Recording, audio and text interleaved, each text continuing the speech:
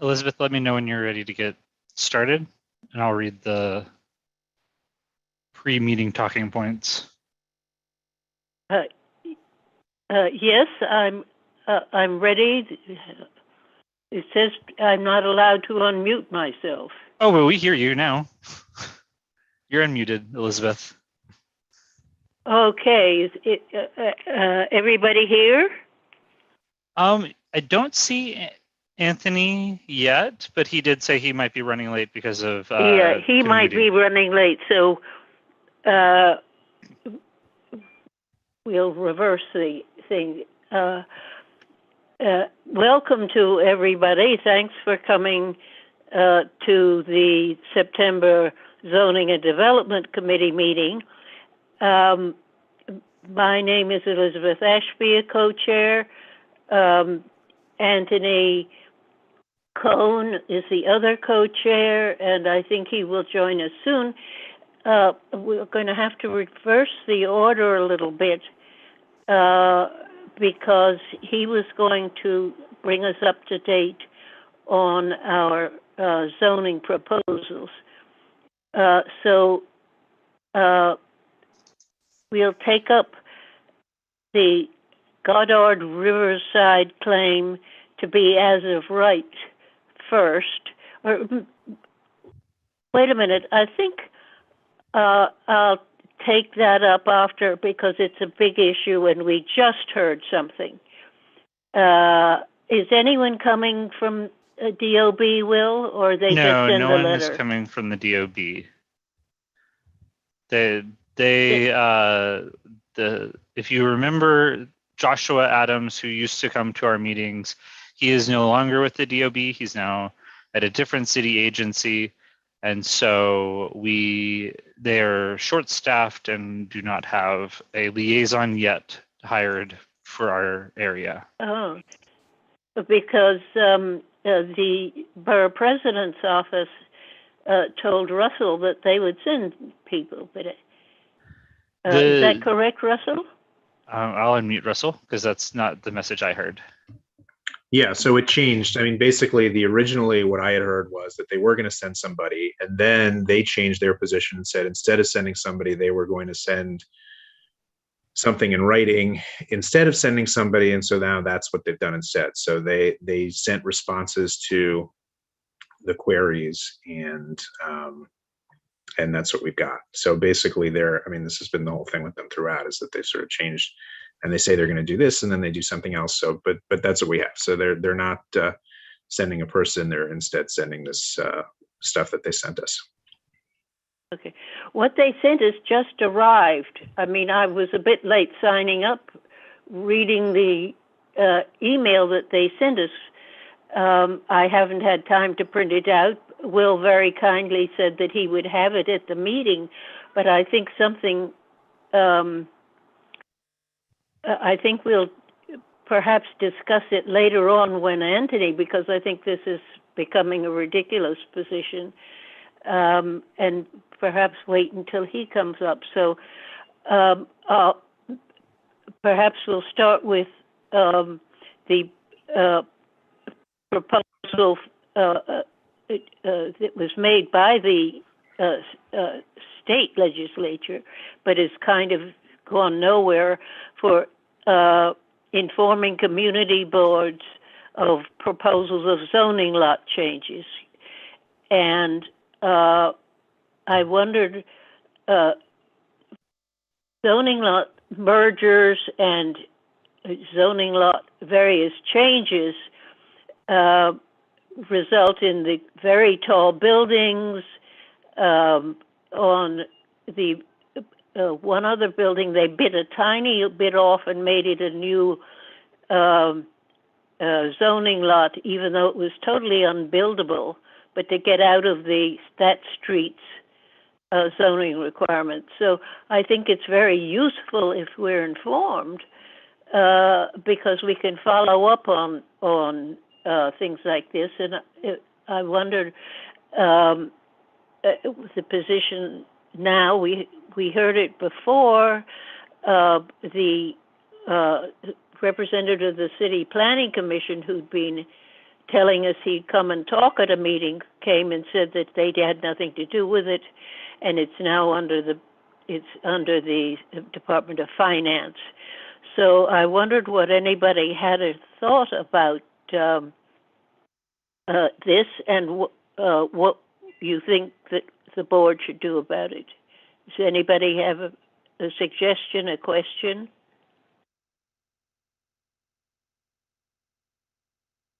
So Elizabeth, I can also jump in and remind everybody, if it is your first time joining us for one of our virtual meetings, and maybe you don't know how to participate, well, welcome, but also you'll notice that you're muted, and you're going to remain muted except for whenever the co-chairs call on you.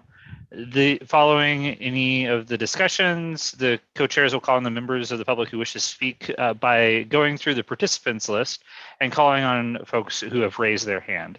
You can raise your hand by going to the reactions icon at the bottom of your screen and pressing the raise hand button there. It's not the wave or the thumbs up, those will disappear. And only press the button once. If you press it a second time, your hand will go back down. If you're calling in from the phone, it's *9 to raise your hand and *6 to unmute. And be on the lookout for a prompt asking you to confirm unmuting whenever either co-chairs call on you. And finally, there is a chat available, but it is only for technical support if you're having problems with Zoom. So if you are trying to raise your hand right now and you can't find the button, go ahead and chat me, and I'm happy to help you.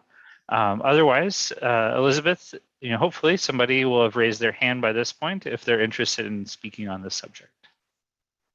So nobody has a view on this one. What would you think about writing to the Department of Finance and asking them, please, to do this for us, pending the law requiring it? Because the law that was supposed to be requiring it has gone into sleep mode, I think. Does anyone have a view on whether asking for that help? The Department of City Planning representative said that was the agency that would be dealing with it. So, Sherry Weiner. Go ahead and mute Sherry. Elizabeth, I'm a little confused. You're saying that this would be the opportunity for community boards to be advised when there was going to be a lot line change before it happened, and therefore we would have input into the process. I've been expressing my frustrations that all us folks do a lot of work and study on these issues, and they're always ignored. And I certainly wouldn't want to put us in another situation where they tell us that there's going to be a lot line change, and then we think about it, we talk about it, and then it just goes away. So what do you think the benefit of us being informed of it would be? Well, I think because it's a prior notice of something coming along, I think it puts us on the alert that somebody wants to build a tall building, somebody wants to evade. The fact that they want a zoning lot merger is usually just to transfer the air rights from adjoining properties and build a taller building in a place. If we had prior warning, we might be better prepared to deal with it. But if people don't feel that's necessary, we won't do it. Well, I think it's a good thing is if the fact that we have the information, we can do something with the information. That was what was my concern. So, all right, so then we're informed somebody is going to make a change, and then what? How do we input into the process is my frustration on this. Yeah, I don't think that it gives us input into the process. It gives us prior warning of something that could be bad coming along so that we aren't caught off guard. That's the Well, I guess that's good. Rita, Okay. Who in order is Michelle is first? Go ahead and unmute Michelle. Yeah, thank you. Would we get notice of this prior to the application process? Or do we have to wait when an application is submitted? Is that when we would get the notice? We'd get what the law proposed was that you got notice of a proposal for a zoning lot merger. And when we discussed it before, we wanted it to change to any zoning lot change, because it isn't only mergers, it's lopping things off, and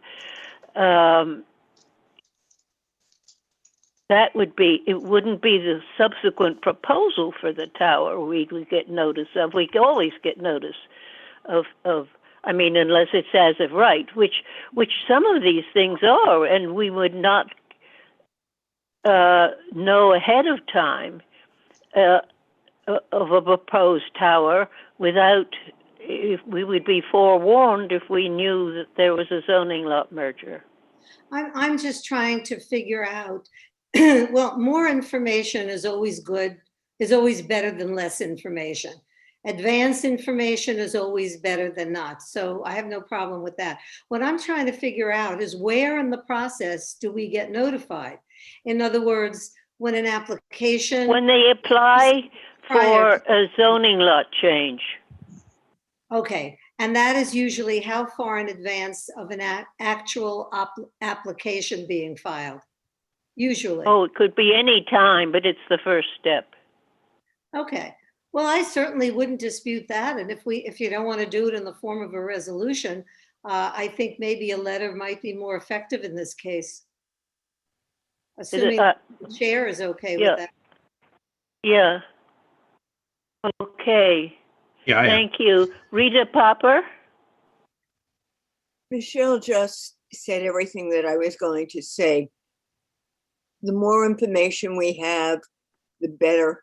The earlier the information we have, the better. But being informed is very important. So I think it's a no-brainer that we ask for as much as we can ask for. That's just my take on it. Thank you. Marco Tamayo? Thank you, Elizabeth. I don't understand why you want to know something that's legal. It's nothing wrong. If it's legal, what we can do? Myself, I filed several applications for lot combined. So it's nothing wrong. The procedure is very simple. An application in DOB accept, and then you file in the Department of Finance. The Department of Finance, they register, and that's it. There's nothing to do, nothing in the process. If they do legal, what we can go against them? Nothing. We can do nothing in that direction. I think, with all respect, I think we are going in the wrong direction. We don't have to go over there.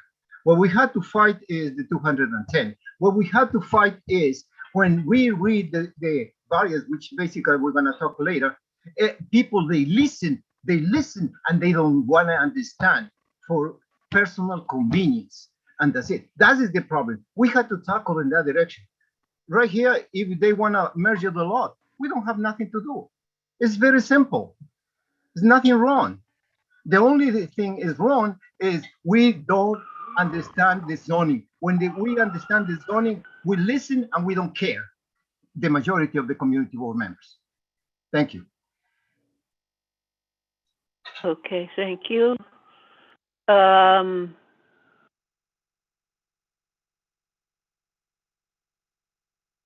I guess that there are no other people. Russell, did you have something that you wanted to contribute here? I was just going to say, I mean, I'm happy to write the letter that you're describing if that's what the committee wants. Okay, well, do we want to someone want to make a resolution for or against the letter? Michelle?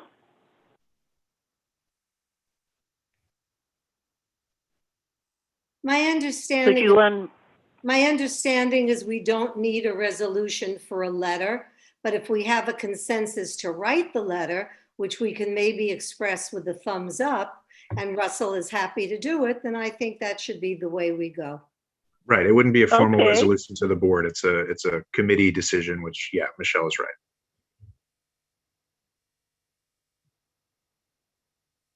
So have thumbs up if you're in favor. I guess it also Is that raise your what you would hand if you're like? opposed. It's a little easier than just tracking every thumbs up because they disappear, Elizabeth. Or I mean, I don't think anybody's opposed. So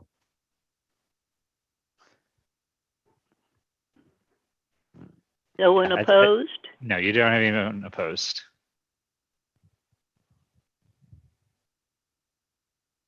So no one is opposed to the writing the letter. Is that correct? Correct.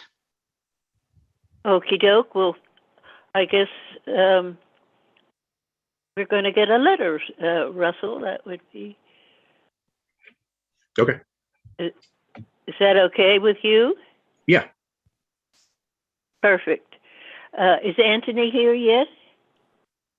No, he said he was having computer problems.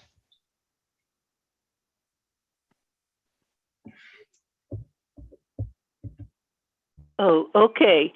Well, then, one of the things, and this is something that I think he was very interested in, is that we are not being informed of applications for after hours work, and that we were promised by DOB that they would do this. So in order to, and I think we were in favor of that, in order to forward that is another letter. What suggestions? Well, I have to open it to the public, but what does it, any ideas from the public? Okay, I'll go to the board. What ideas? A letter to the Department of Buildings reminding them, asking them. Any suggestions, Michelle? Did we ask for this via a resolution originally? I just don't honestly know, but people have complained to me quite a lot that we should know about this, that they promised they would tell us. This is not something that I personally am very familiar with, but I infer from what a lot of people have told me that we were told, because people complain all the time, and it's been kind of my unofficial observation that the qualifications for getting an after work permit are to ask for one. Okay. So the reason everybody seems to get them. So what would you like to follow up with? Well, the reason I'm asking is if we never asked for it via a resolution, or we're not sure that we did, there would be no harm in having a second resolution. And I suggest we do that. And now that I spoke, I can't propose that resolution. So if others are in agreement, then will somebody else propose a resolution, if that's the feeling of the committee? Okay. Thank you. The next person is Marco Tamayo. Thank you, Elizabeth. I think the issue right here is next. First of all, this is a variance for the working hours, which is nothing in zoning. It's completely the building code. And because of the building codes, the commissioner has the right to make a decision in whatever variance they want. What we can do is ask DOB before the applicants submit the application in DOB, submit to the community board 8. So once we have it, at least we can do something after that. But so far, it's nothing in the zoning at all. It's just only the building code, and the building code, they give the whole power to the commissioner. The commissioner may make a decision of the working hours. And that is basically, they give you the granted extra hours after the normal working hours. And so what we had to do is, because we have a problem, is to request DOB that at least the person that file, or the expediter, or the professional record that file in DOB should send an application also to Community Board 8. So now we are alert what is going on. From there, we can make different kind of actions. That's what we need to be alert. Thank you. As I understand it, you're saying not that the buildings department should inform us, but that they should. I'm not clear on your proposal. Oh, the proposal is very simple. When you need a variance in the working hours, you file a request in DOB, and then they go directly to the commissioner approves or disapproves. So before to do that, what I strongly recommend is the same applicant send an application to the Community Board 8. So we have at least in advance what's going to happen, and if the commission is going to grant, then we can complain against him, or we can do any action after that. So I understand that instead of asking DOB to inform us, no, DOB has to you ask that the commissioner require the applicant to apply both to the community board and to DOB. Right. Okay. Thank you. Now, Elizabeth Rose. Thank you, Elizabeth. So if people are asking us if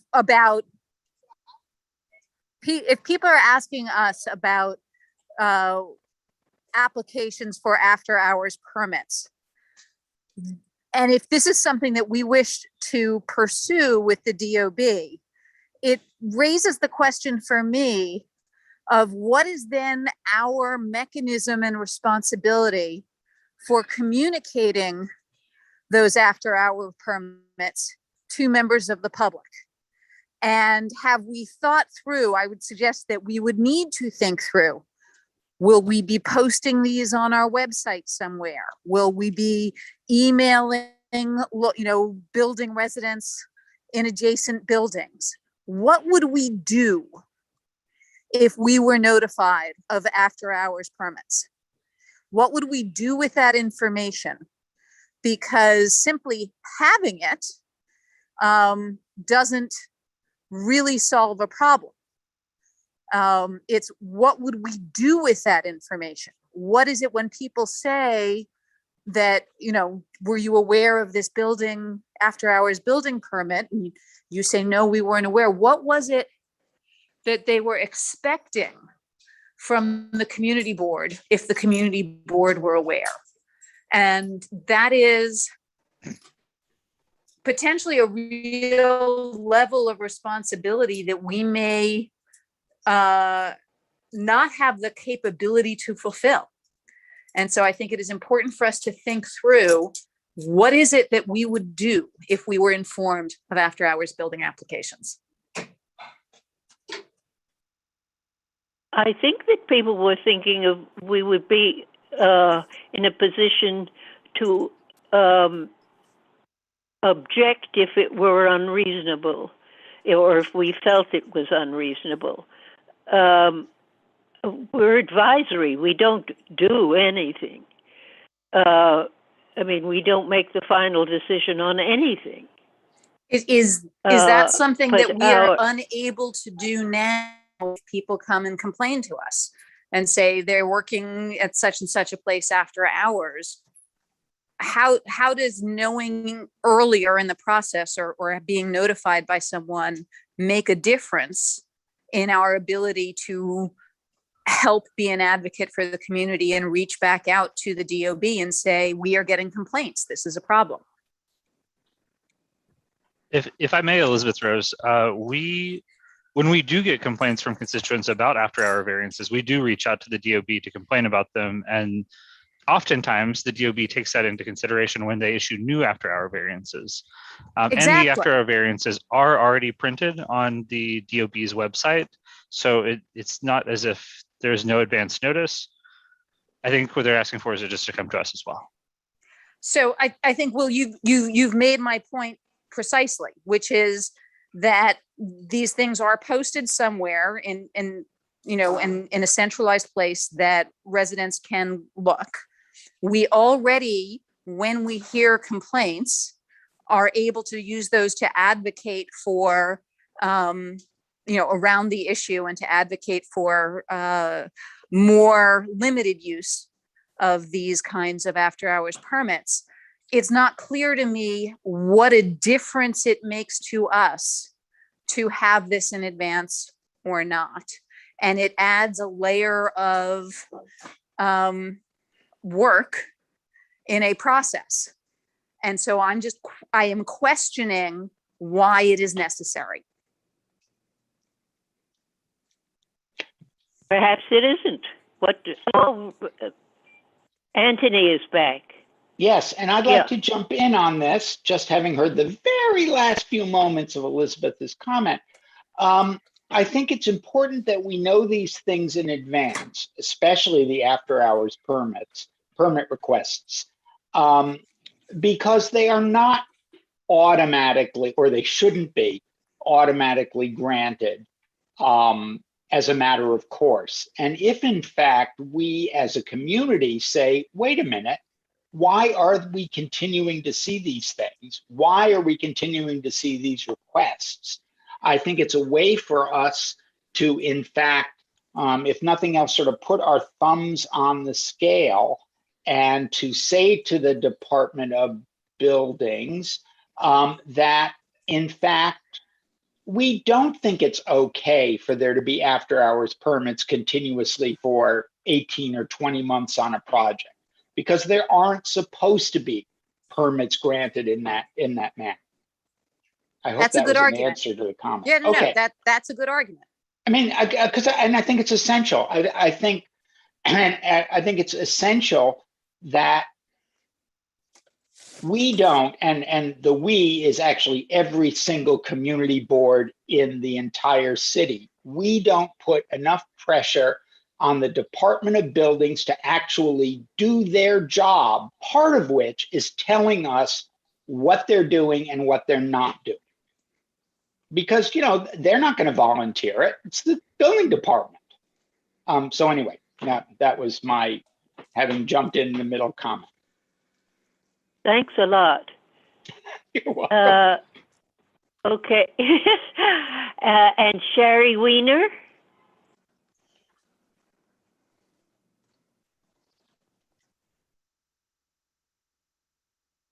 Could you unmute Sherry Weiner? Yeah, it's a long lag. Yeah, I think I agree with Anthony's points. This is certainly not a community board aid issue. This is an issue for all community boards. And I was thinking that it's a way to monitor who is abusing this. And if we knew ahead of time that a project is continuously asking for the after hours permit, I think it as a service to our community to contact the Department of DOB and say, hey, this company has been getting these for months and months, and this is totally inappropriate. So I do see a role for not only our community board, but all community boards and monitor this. There's nobody else who's out there who's advocating for the residents who have to put up from this work. And I think it's a totally appropriate role for the community board to serve. And I would like to make I guess we're up to making a resolution. I would like to propose a resolution that Community Board A does start, get these, that as let's see, I'm trying to put together everybody's thoughts that what, that the at the time that the applicant applies to DOB for the permit, that it should be also sent to the community board.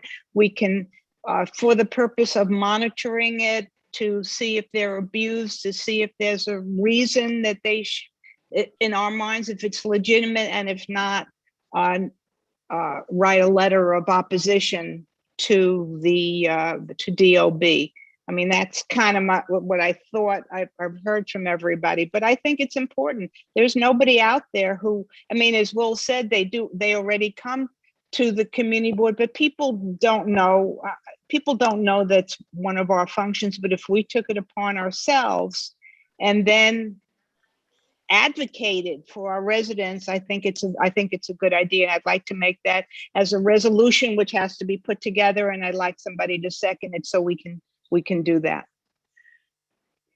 It's Anyone seconded want by to Rita, second it? Rita and Marco. And I didn't actually say that they were sent to us. They are posted on the DOB's website. It's very different than being sent to us. No, I think, no, but as Marco said, they should be sent to us at the same time they're sent to Okay, DOB. I know you just said that I That's said that, and I just want to make sure everyone knew that we don't receive them now. That's all. Okay, I think we should. I think that's Yes. the point. We do want to receive them, Yeah. so we And can evaluate them. Yeah, and I think that, quite honestly, most people do not sit down and read the DOB website No. regularly. And I also think we've had, way back when, in the dark ages when we met in person, when the public came and complained and went to the microphone, we had a lot of complaints about after hours work. So I do think that it is something that we're asked to address by the public, if nobody else. So, if I can just interrupt ever so slightly, we had a meeting, or briefly, I hope. We had a meeting, well, it had to have been now 2.5 years ago, a housing committee meeting where one of the principal offenders, which were the, I think it was the two buildings on 2nd Avenue, the 2nd Avenue building. Icon. And where we actually got them to come to a meeting and explain why they were doing this, which was the wrong thing for them to be doing. They explained that in fact they had built weekends into their project schedule, and that they would lose money if they didn't work effectively 24/6. And so I think it's important that we know these things in advance. So I think this is a good idea. okay. Does anyone want to call the question? Gail, thank you. I think Will just unmuted me, Michelle. I think I want to say that I'm very supportive of this resolution. However, in the whereases, I want to be very sure that it's clearly stated that the community board, when we have this information and we want to be notified of the information, that we will act as best as we can. I don't want the feeling out there that once it's turned over to, or the community board is notified, that now we have a definitive responsibility to solve the problem. I don't want it to open up, I'll use the word liability, although that's very strong for what I'm saying. But if you get my point, I don't want it to be that once the problem is reported to us, that it now remains solely our issue.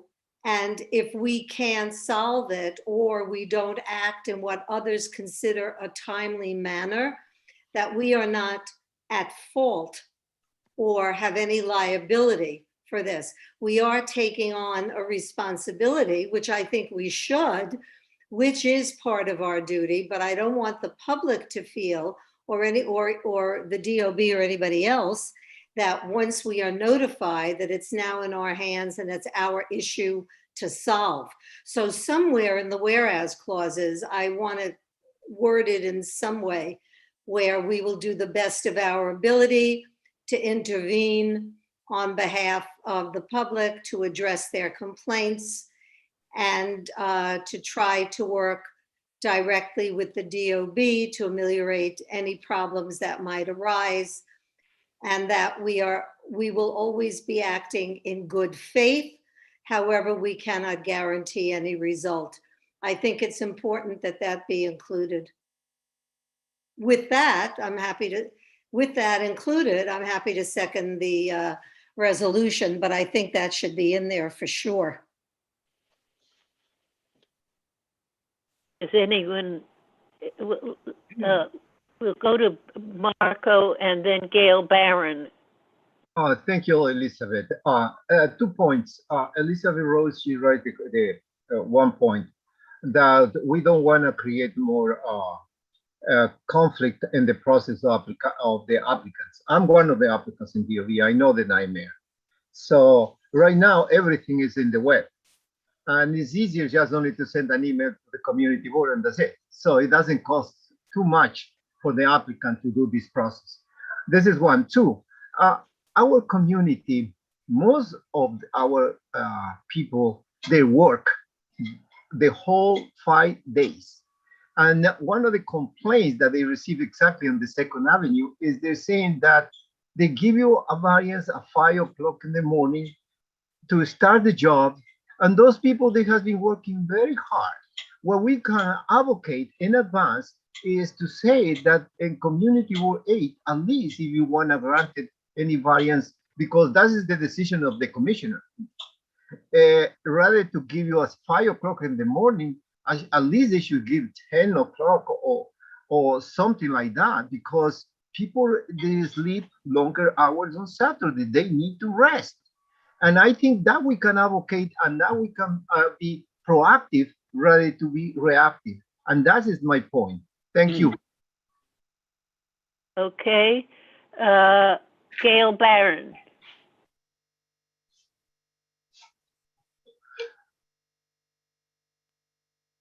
This actually was an issue that was brought up, as I recall, at one of the borough board meetings from the borough president's office about 3 years ago.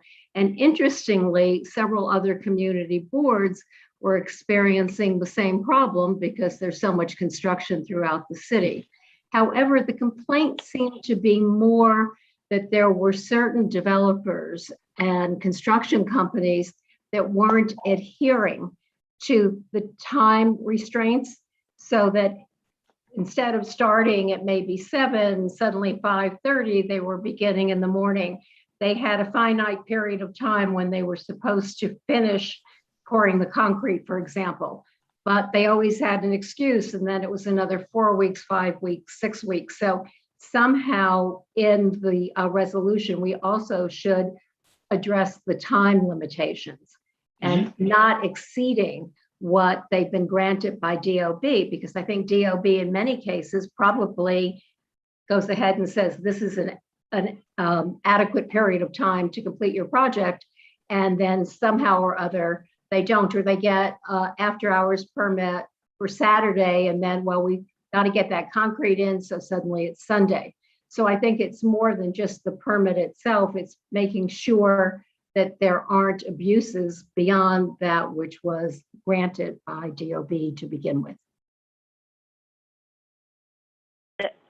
That happy with the,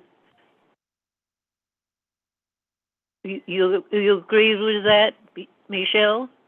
She gave a thumbs up, yes. Or who made the resolution? It was Sherry. I did. I'll accept that. Okay, thank you. Micheline Blackcat? Just unmute Micheline. Look for the button on your screen.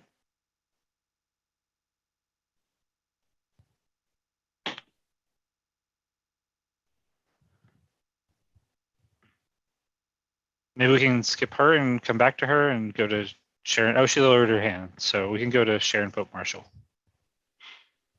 Okay, Sharon Pope Marshall. Thank you, Elizabeth. Thank you, Will. I'd like to call a question on Sherry Weiner's resolution to incorporate Gail's comments as well as Michelle's comments. It's seconded by Marco. Okay. So is someone going to call a question? Oh, Sharon did. Yeah, I Oh, did. good. Okay, fine. Then everyone who isn't in favor of the resolution, opposed, abstain, or not voting for cause, put your hand up. Otherwise, we assume you're voting yes.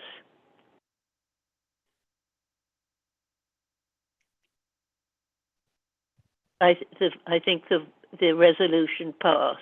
So I'm going to really quickly read the names of the members who are here just for the public record. We have Anthony Cohn, Elizabeth Ashby, Adam Wald, Barbara Rudder, Elizabeth Rose, Gail Barron, Greg Morris, Leo Hughes, a public member, Marco Tamayo, Michelle Birnbaum, Rita Popper, Russell Squire, Sherry Weiner, and Sharon Pope Marshall. If I missed anybody, please raise your hand so I can give you your credit. Thank you very much. That looks like Okay, now hand it over to Anthony, who was supposed to conduct the first item, but Okay. we now have his wonderful presence. Thank you. Well, thank you, Elizabeth. Basically, this is a little bit of an update on our application for Yorkville and Lennox Hill special zoning districts, which are in plainer terms, the 210 height limit on our district's eastern avenues, not including York, which is already protected. I think we all are aware of the point of this, but what we are now at the stage where our consultant, Tuck, and is crafting the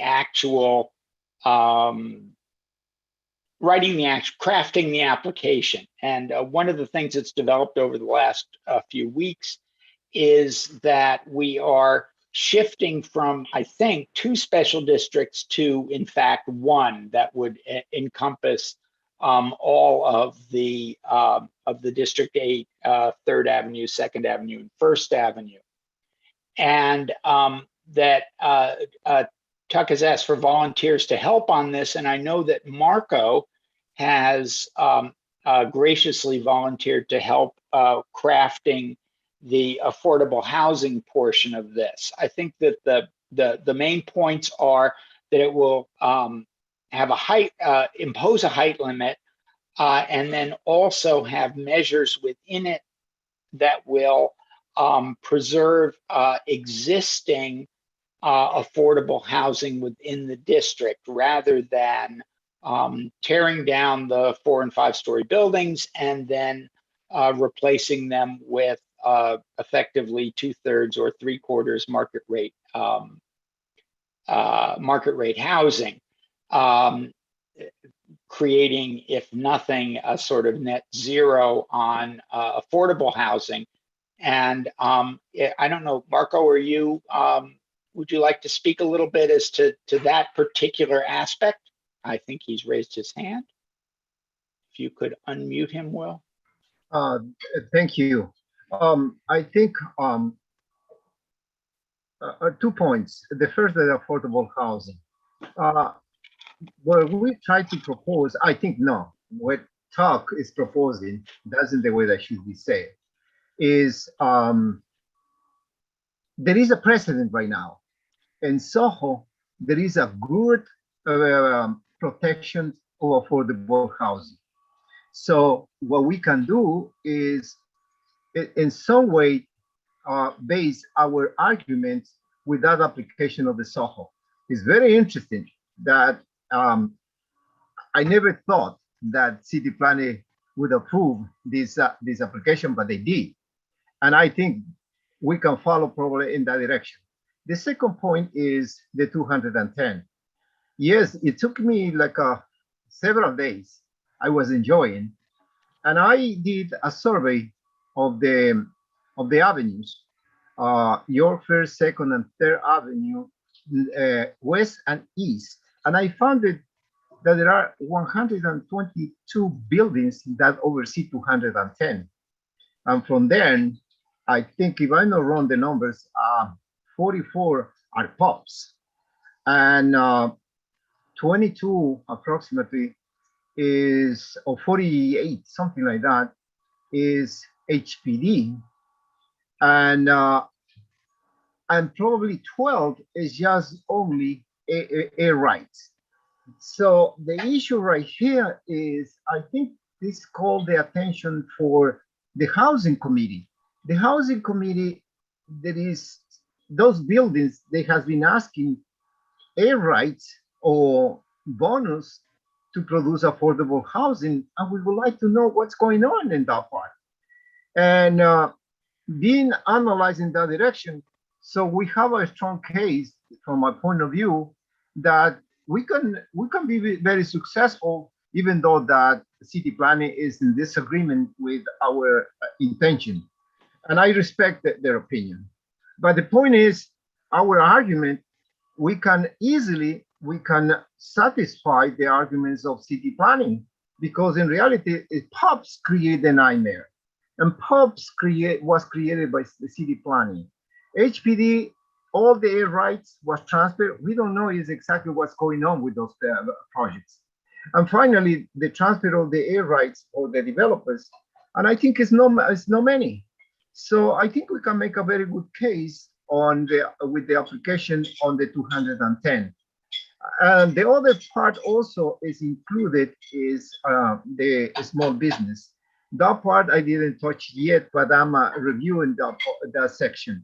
It's very attractive and it's very interesting what they did in Soho. I'm talking about in affordable housing. It's extremely important.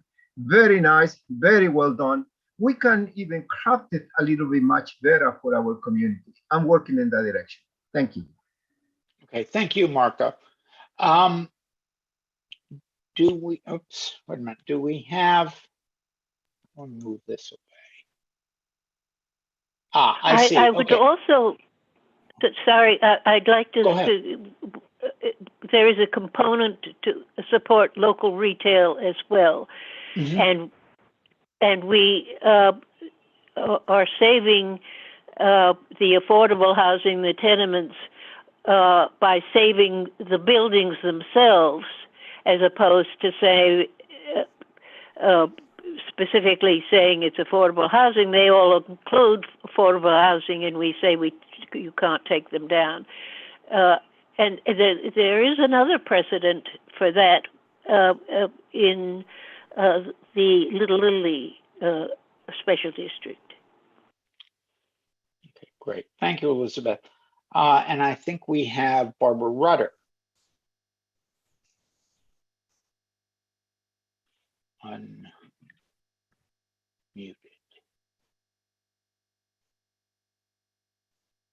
Can you, Barbara, you can unmute. Go ahead. She goes. I am. Oh, now you muted yourself again. I'm okay. Yes. Now you're okay. Do it too quickly. I thought, and now I'm not sure, I thought I understood you to say that if they're knocking down something that has 20 units, you have to have 20 affordable units in the building. Is that correct, or are you saying something different? No, in fact, that there is no, what's the right word? There's nothing that says you have to have 20 affordable units. And in fact, I'm just going to say that Anthony knows my extreme pet peeve. So if we say that there were 20 units that we have now lost, what we're not taking into consideration that it may be 20 units over 10 years, because they knock down the buildings and nothing is being built for years and years and years. So how do you calculate how much affordable housing we've lost when it's not just the physical apartments, but it's the number of years also that the physical apartments were used? Anthony, do you understand what I'm saying? I know exactly what you're saying. Okay, so you I think better than me then. if I may, Barbara. Yes, please do. Barbara's pet peeve, which I share, is hysteria with it. So whatever. Okay. My pet peeve, which Barbara in part shares, is that the way that the Department of Buildings currently interprets the building code, developers are encouraged to empty buildings out and demolish them in the absence of a plan going forward. So we have on the Upper East Side a number, and it's not a small number, of vacant lots that are vacant for no reason other than a developer would like at some time in the future, and it's not just Extel on between 79th and 80th on First, it's the guys who own the corner of 78th and First, and the hospital, well, yes, 86th Street, the hospital on 3rd Avenue, Northwell. It is a frequent occurrence in the district and in the city as a whole that you are encouraged to get your demo permit, demolish the building, and then at some later date, apply for a new building permit, which effectively moves whoever was living there before out without offering, frankly, a possibility of their moving back, because it may be, as Barbara suggests, 10 years before something else is built there, and it might not even be residential. Certainly in the case of 3rd Avenue and between 76th and 77th Street, the Northwell site. So anyway, I think that that's an important point, and thank you, Barbara. Elizabeth Rose. Thank you. So I first want to make sure I understand what the 210 proposal is. I've been in some conversations, not with the community board about this. And for example, you just described it as a height cap of 210. In my conversations with Councilmember Kalos, it's a height cap of 210 with bonuses for affordable housing, or a maximum of 210 excluding affordable housing. And so I'd first, before I make any comments, like to understand what is it that we are proposing? Marco, why don't we unmute Marco, who is recently familiar with where we are right now. Thank you. First of all, Elizabeth, we passed a resolution in the community board about 3 or 4 years ago that we support almost unanimously is 210. So we cannot discuss the issue of the height. What we can discuss is the issue is what you just mentioned, create affordable housing to give air rights. But that will be in the future, how we're gonna present that part. But at this level, the only part that we are discussing is the 210. Definitely to create affordable housing, it will come with the part that we want to preserve affordable housing. And if you read the Soho special district in the zoning resolution, clearly established one procedure to preserve affordable housing. Another one, what we can do is what we can combine with probably with a new city council. We discuss what we can do in order to create even more affordable housing. But that will be in the future, but we don't discuss nothing yet in that section. I think that is the point. Yeah. Okay, And so this is a proposal This is a proposal for the special districts, which is now perhaps Special District 1. We've had an architect planner working on it for years. This is something that we've, this isn't, it's new to obviously people here.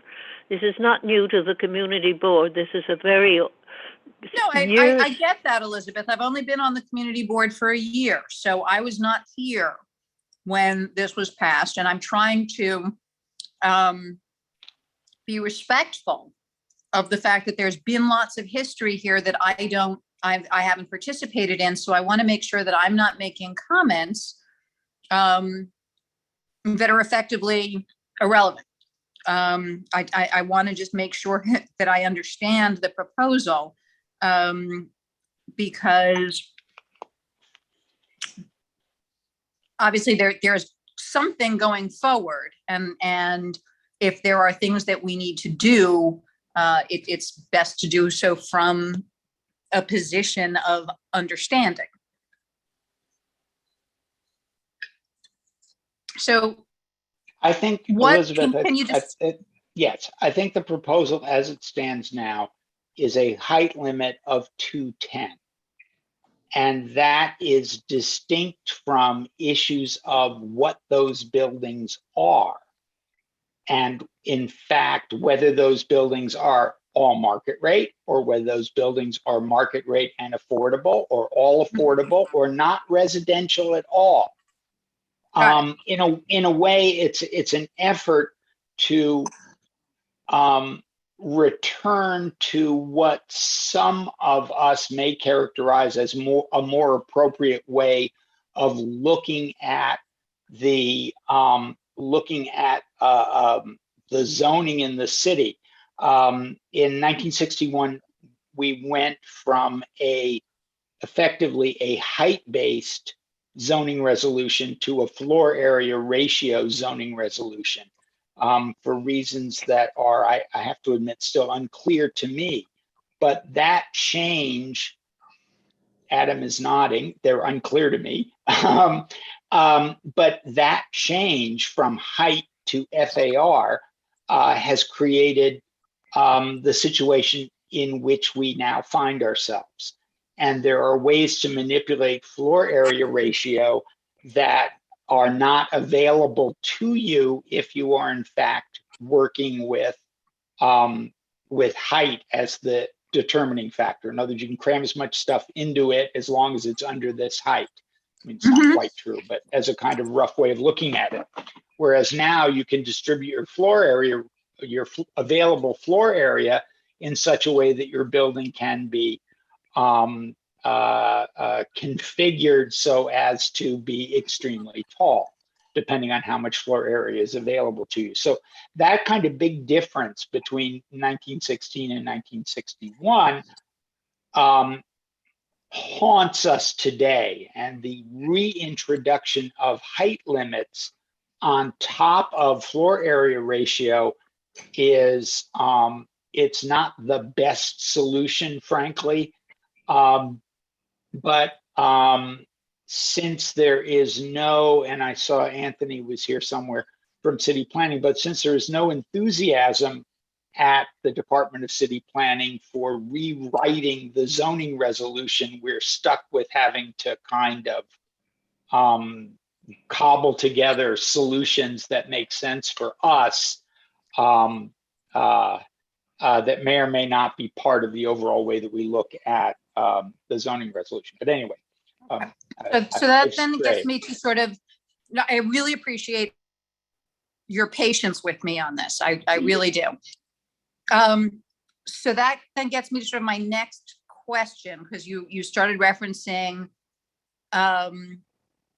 text about affordable housing and to preserve the tenements. And I would like to at least raise the question of, is it about preserving the tenements, or is it about preserving the quantity? because, and I understand the practical nature of it's easier to preserve something if it's something that's already there. But I think the real impact that we want is that we want the net affordable housing after whatever demolition takes place to increase, not to stay the same, not to decrease. Is there a simpler way of, is there simply a simple way of saying that the total number of units must at least increase, the total number of affordable units must at least increase by X%, or, you know, must be at least the same plus some percentage of the remaining additional units, but that the prescription be around the thing we want to solve for, which is volume, rather than the prescription being about types of buildings.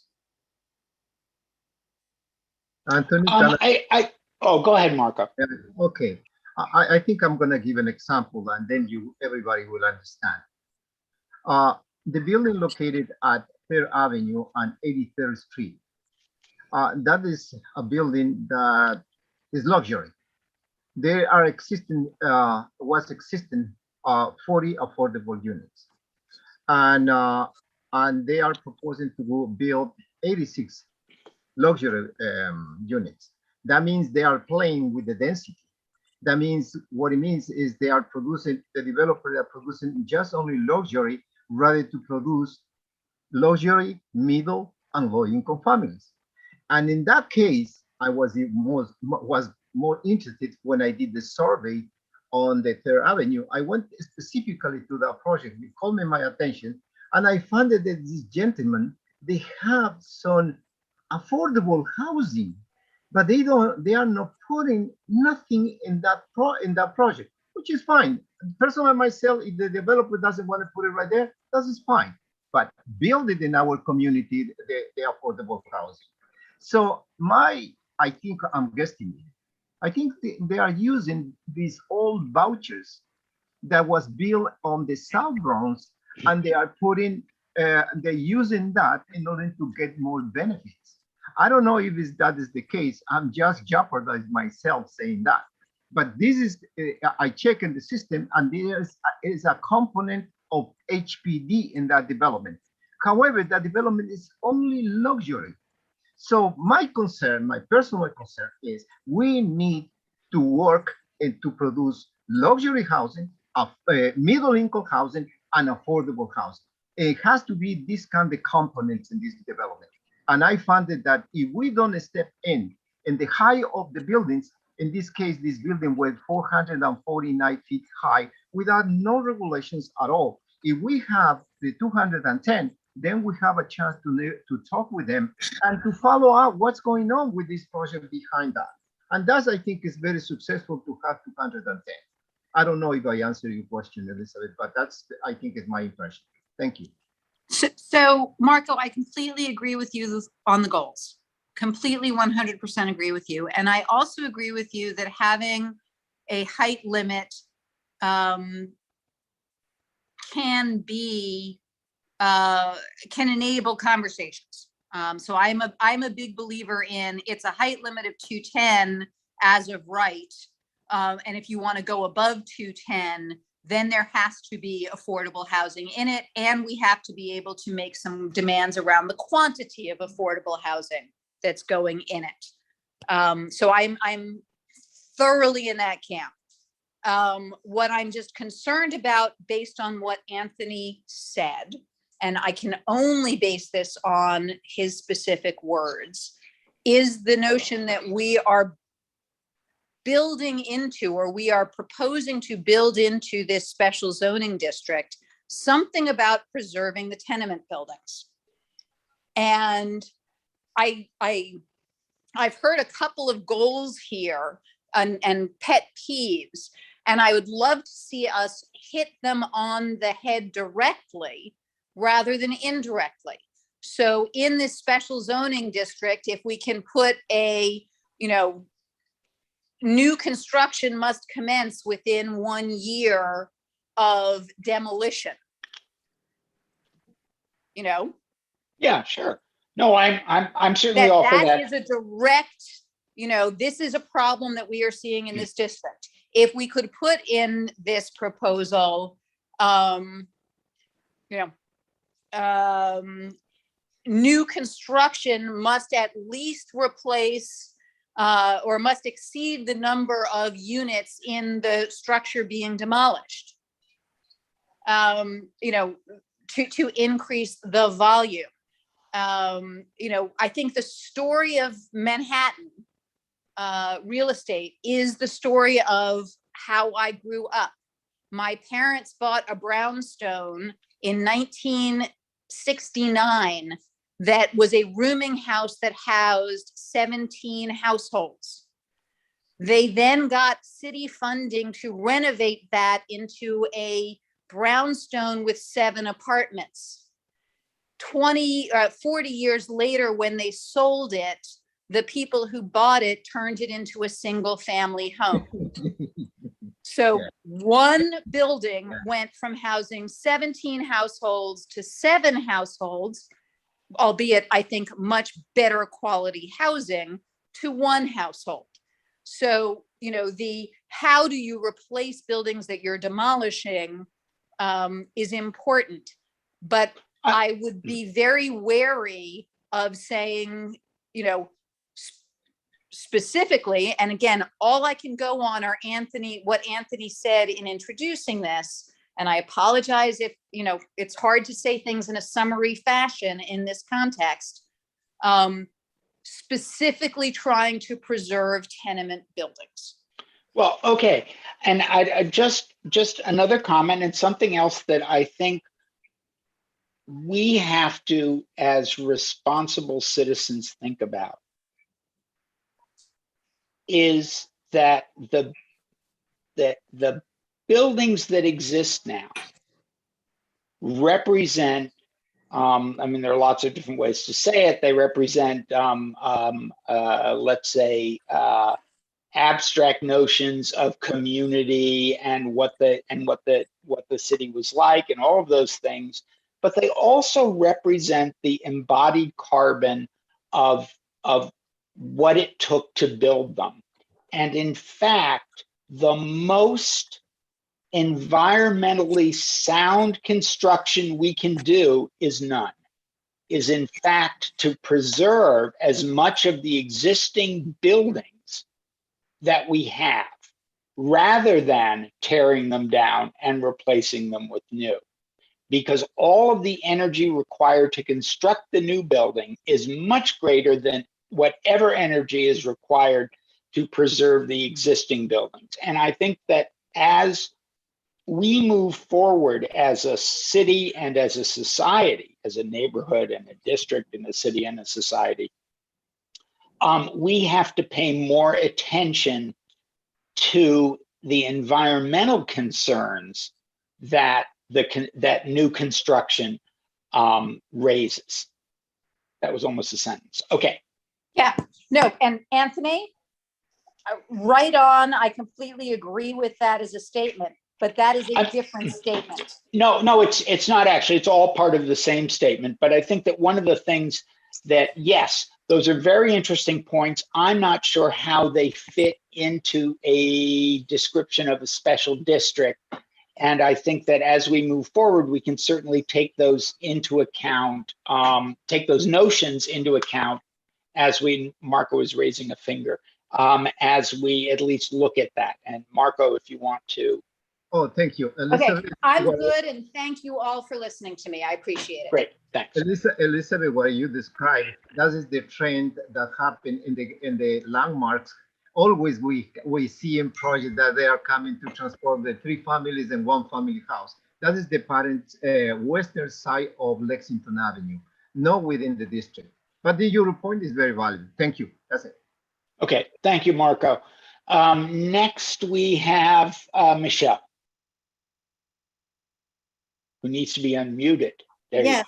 Yes, thank you. A couple of points. First, let me say something. we have to be very mindful and careful. We originally asked for a 210 height limit. We are in contradiction to our local preservation groups. So for us, it's an uphill fight. Friends, I believe, is asking for 400 feet, and I think Civitas maybe ask, or 410 or something, and I think Civitas is asking for that as well, which is not to say that that should deter us or intimidate us.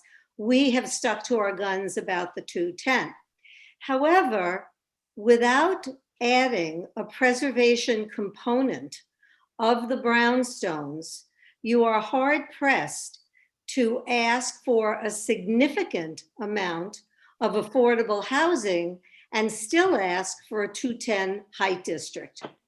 The only way you can get that bulk is if you were knocking down brownstones and combining zoning lots, where one developer, like on 3rd Avenue, could have practically the whole block and could conceivably agree to or adhere to a 210 height district, but he would have the whole block to build out apartments. And don't forget that the profit, the money, is at the top of the building. So you're fighting every developer always, because they're always trying to go high, no matter how much bulk and floor rate area ratio you give them on the bottom, they make their money on the top.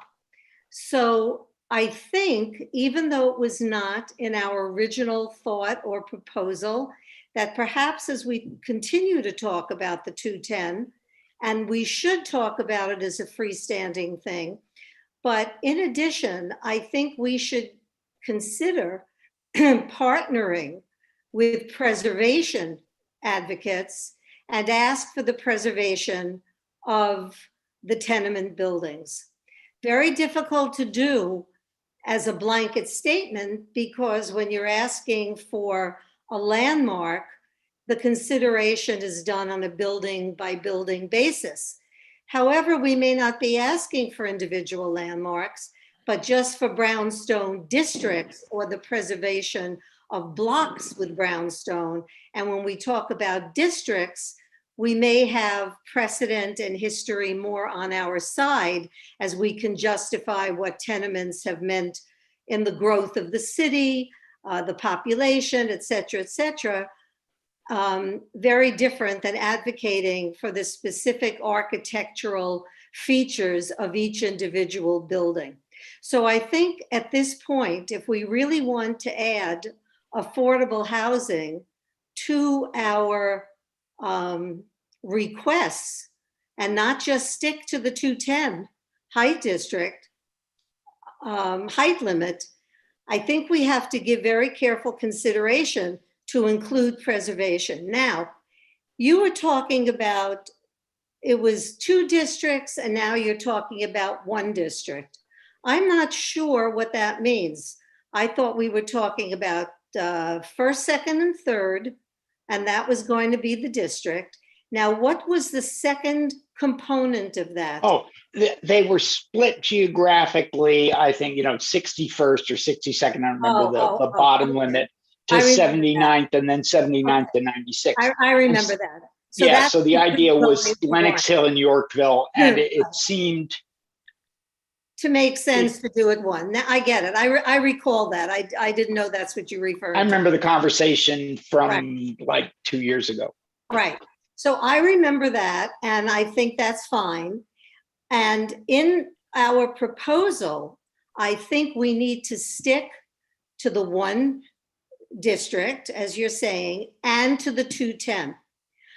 I think in terms of preserving affordable housing so that you don't have to knock it down and start all over again, and being mindful of the developers being reluctant to go along with a specific percentage outside of what's already proposed in the city, when you're talking about adhering to 210, because that will make it far more difficult for them to adhere to 210. And I don't want us to go down that shaky path of saying the more affordable housing you have, the higher you can go, because that can lead you into oblivion in terms of height. And I think it will defeat what it is that we're asking for. So in this particular proposal for a 210 height district, I think we should leave that as a freestanding proposal, make every argument that we can possibly make for that, and then as a separate issue, along with housing and along with our preservation, I don't know that the Landmarks Committee will want to participate in this or will think it's within their jurisdiction. I think it is, but that's up to the co-chairs, that we all get together and now propose trying to maintain, trying to respect the tenements and keep them as our affordable housing in our district. But I would be very concerned about tying the 210 to the affordable housing, because any developer is going to consider that contradictory. And I think it'll only give us one bite at the apple whereas if we break it up, stick to our guns about the 210, break it up for preservation and the brownstone and affordable housing, we are better able to make our case for each. So those are my thoughts. Thank you, Michelle. Sharon, I think is next. Is that right? Yeah, Sharon Pope Marshall. Thank you, Anthony. Thank you, Anthony. Thank you, Will. I have a couple questions and then a statement. I'd like to know whether or not there is, or whether or not the community board has submitted a pre-application statement to the Department of City Planning, a PAS. Oh, let's see. Wait a minute. Is Tony still here? Tony LeShuga is still here? He was here a while ago. That might be something that Will would know. Actually, I don't. So so in the process of formally submitting an application for this type, the first step is an informational interest meeting, which we had with a number of people from this community board on February 25th of 2020. After that, we directed Tuck Edelstein, your consultant, to submit a PAS as of March 3rd, 2020. So we have not received one in that amount of time. That is the next step, is actually just submitting a formal PAS to the department, which we can actually review to see what exactly the actions are that you're proposing. Okay. Thank you, Tony. Yeah. My second question is, has the zoning and development committee, and then I have a statement, has the zoning and development committee summarized what the position will be of the community board on the 210 height limit, other than the resolution that was passed in 2017? In other words, is there a summary of the salient points of what will be included and not be included, what will be emphasized, what will not be emphasized? Is there a statement or a summation of the salient points of what's going to go into the city plan, what's going to go into, or what will inform the pre-application statement that will be submitted to city planning? I believe the short answer is no.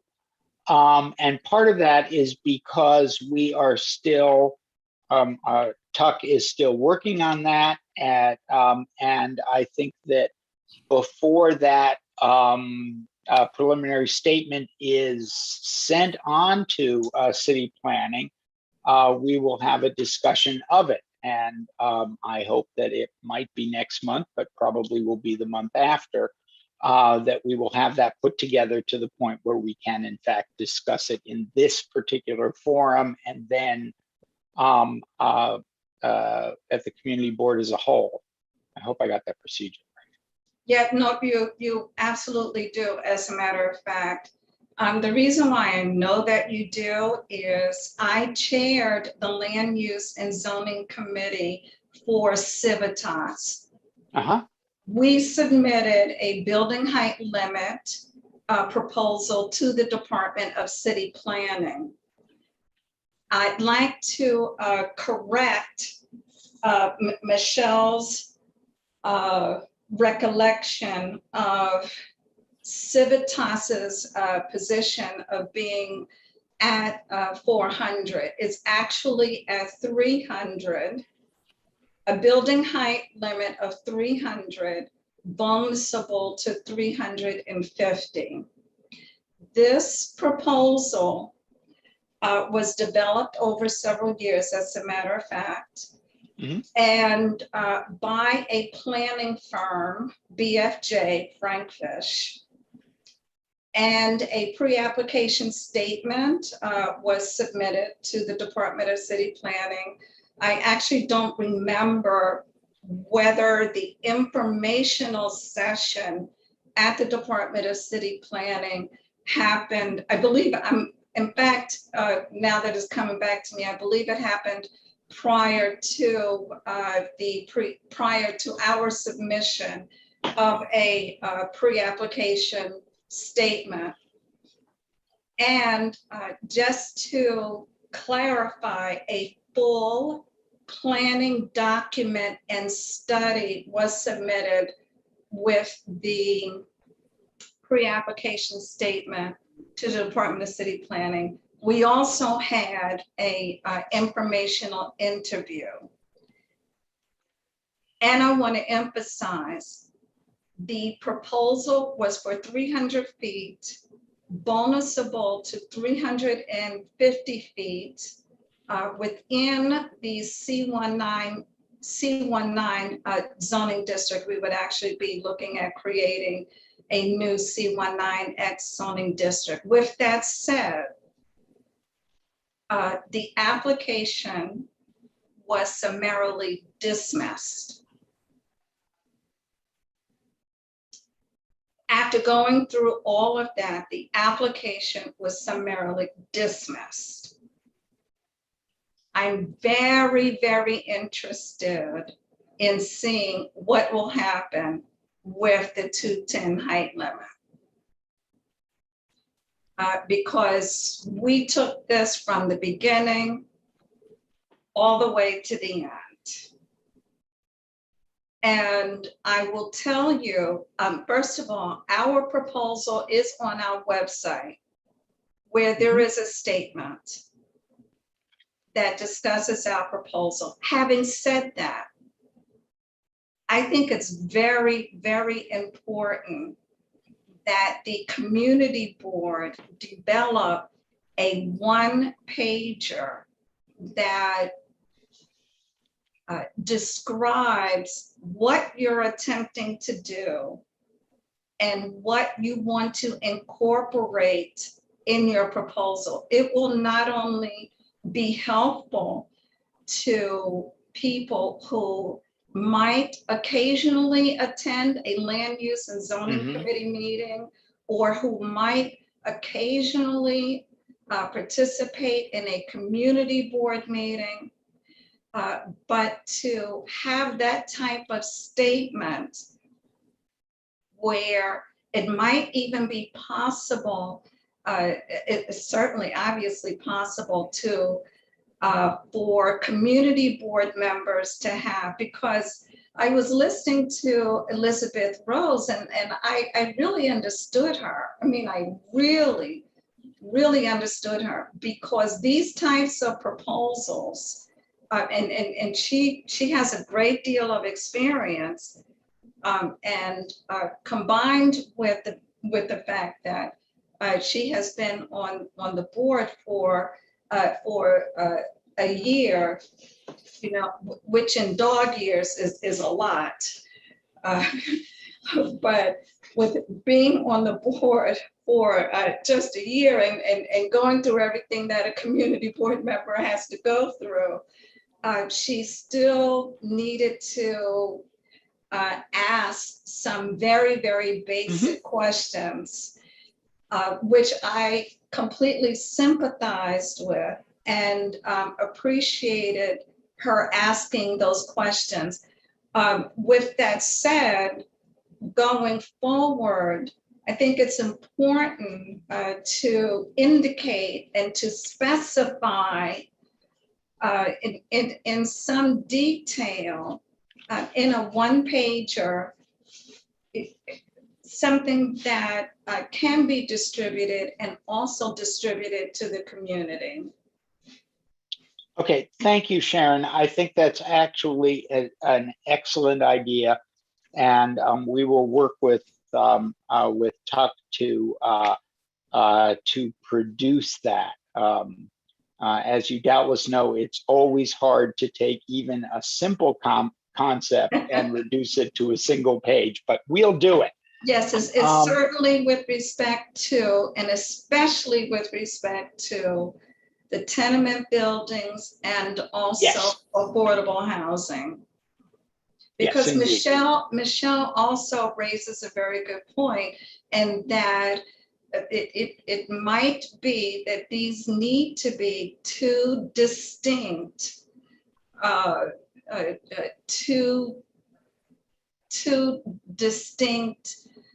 I'm trying to paraphrase her, two distinct initiatives. I'd like to jump in here. Yes. There are three components: the 210 height limit, the preservation of the low buildings and tenements, and the protection of local retail and service stores. So there are three. They're obviously related and part of the same proposal, but there are three. Those are the three components. Thank you, Elizabeth. Thank you. Thank you, Sharon. Andrew Ravish. Hi, thank you. I would like to add climate change as one of the other components of this proposal, and I'll get into that in a little bit. Going all the way back to Barbara Rudder, she was talking about measuring the loss of affordable units over time. And there's this website, it's called CARTO, C-A-R-T-O. It's from a former adjunct professor at Pratt, and he's a current lecturer at the University of California, San Diego. And he was able to find that from 2007 to 2019, so a 12-year period, Manhattan lost a net of 23,552 rent-stabilized units. And in Community District 8 alone, we lost 14,438 rent-stabilized units, which was the most out of all of the community districts in the entire borough. I know from anecdotal experience, we see tall construction all the time. And so I absolutely want to be clear that there's no connection between building tall and building housing for all. It's a fake connection because the taller they build, it's for a different clientele, it's for luxury, it's not for the little people or the working class. So that was always a disappointment with Ben.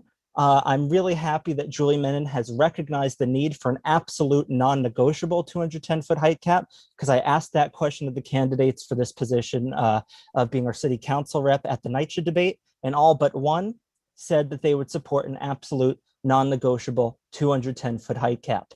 And we really need it also because of climate change pollution. And I'm going to embrace my inner Greta Thunberg today because she made a big speech and she said that she's hearing a lot of mild proposals from country leaders about climate change, and it amounts to a lot of blah, blah, blah.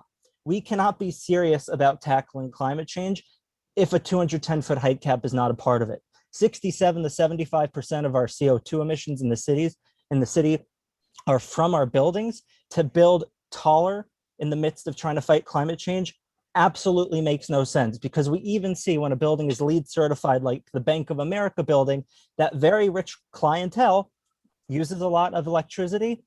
You usually have multiple computers, flat screen TVs. We saw at the Bank of America building, due to the machine processors that those type of workers use, that requires a lot more energy. It contributes to the urban heat island effect, which then warms up the planet. Then we all put on our AC, even more, CO2 is emitted. So I just absolutely, we need a 210-foot height cap. It's not negotiable for units of affordable housing because we're going to set our planet on fire and New York is going to become Venice. Lastly, just to talk to Marco's point, and Marco, I may have misunderstood what you were saying. There's a component about placing affordable housing in areas of the city different than where the project, where the lower rise buildings are. That's absolutely not okay, because that's how the city can just marginalize political power and working class power by moving all of the Manhattanites who can't afford these luxury tolls into some random corners of the city where their voices are dilute. We actually do not need to displace communities who have been the ones to make this area valuable. We need to keep them where they are. So I think I've spewed enough, but I'm happy to spew more if anyone wants to respond. That's fine, Andrew. Points very well taken. I think Marco, in Marco's defense, he was saying, in fact, it was not okay, that it might not be necessarily a good thing to put affordable housing. It might be possible, this was actually what he said, it might be possible and not a bad thing to put affordable housing in other portions of the same district, but outsourcing it to Staten Island or the Bronx is, I think, certainly not a good idea. Next we have Rita, I think. Yeah. Affordable housing has been my bailiwick for a long time, but I'd like to just put this into perspective. When we're talking about the tenement buildings, the reason that people are in there because of the rent. Not all of the people, because Rebecca Lamort, when she was running, said she would love to have an elevated building. She's paying $2,000 a month rent for a studio in a walk-up. So what it is that the reason that people are living in these tenements is because they are rent controlled or they are rent stabilized. Rent stabilized is if they were before December 31st, 1973. And I don't remember the date, but the date, if they signed a lease before a certain date, those apartments became rent controlled. And the amount of increases per year are decided by the Rent Guidelines Board. Mm-hmm. So when you're talking about preserving the walk-up buildings, which are mostly undistinguishable, you are really wanting to preserve the rent stabilization and the rent control. What it is that what we need to define here, we need to define the height of buildings. We need to define what is rent control. I am coming back to my favorite, which is building number 8 on Roosevelt Island. The affordable rent is 185% of the gross of your the area median income, 185%. So basically what we should really be doing is taking the rents in these tenements, and the rent stabilized rents, the rent rent controls, and make sure that we have those rents in the new building. That is preserving those new buildings. Some of those new buildings are really awful. I've been in 3 of them, and I have yet to think, gee, I wished I lived here. But the point is that we it used to be the AMI was 100%. 100%. Your AMI is your area median income, 100% of that.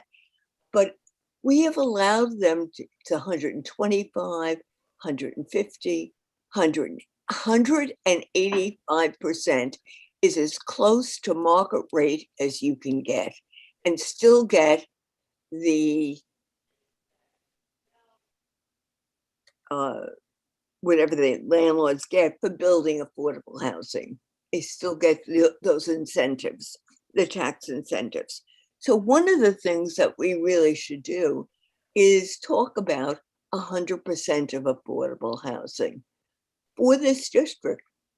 Not 185, but 100%, because that means 100. It's of the income in this area within a 10-block range. Now, we could do this through track census, because if we use the area median income from Washington, we are part of Westchester, where it is very high. The incomes are very high. So the area median income on a national basis for this area includes Manhattan and a very large part of Westchester. So that's where I think you want affordable housing, let's make it affordable. If you're going to say affordable housing and it's not affordable to the people who live in the district, then we're kidding ourselves. That's all I have to say. Thank you, Rita. I think that those are points very well taken. Barbara Rudder. I'd just like to clarify some terminology.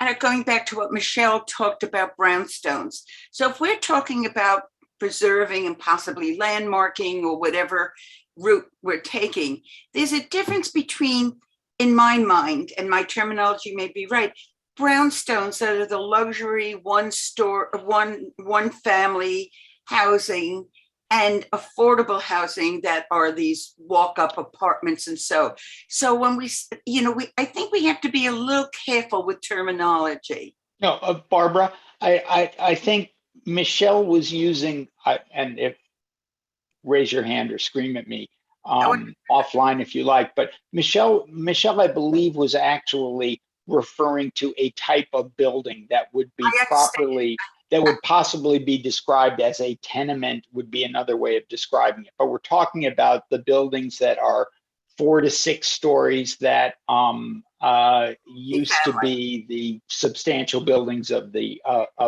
district and are now limited to parts of the avenues and the R8B districts. And Michelle is raising her thumb to indicate agreement. So anyway, I think you're right, though, Barbara, that we should be precise in the way that we describe it. And I think that all of what Tuck is doing describes things as precisely as they can in fact be described. But that's a good point.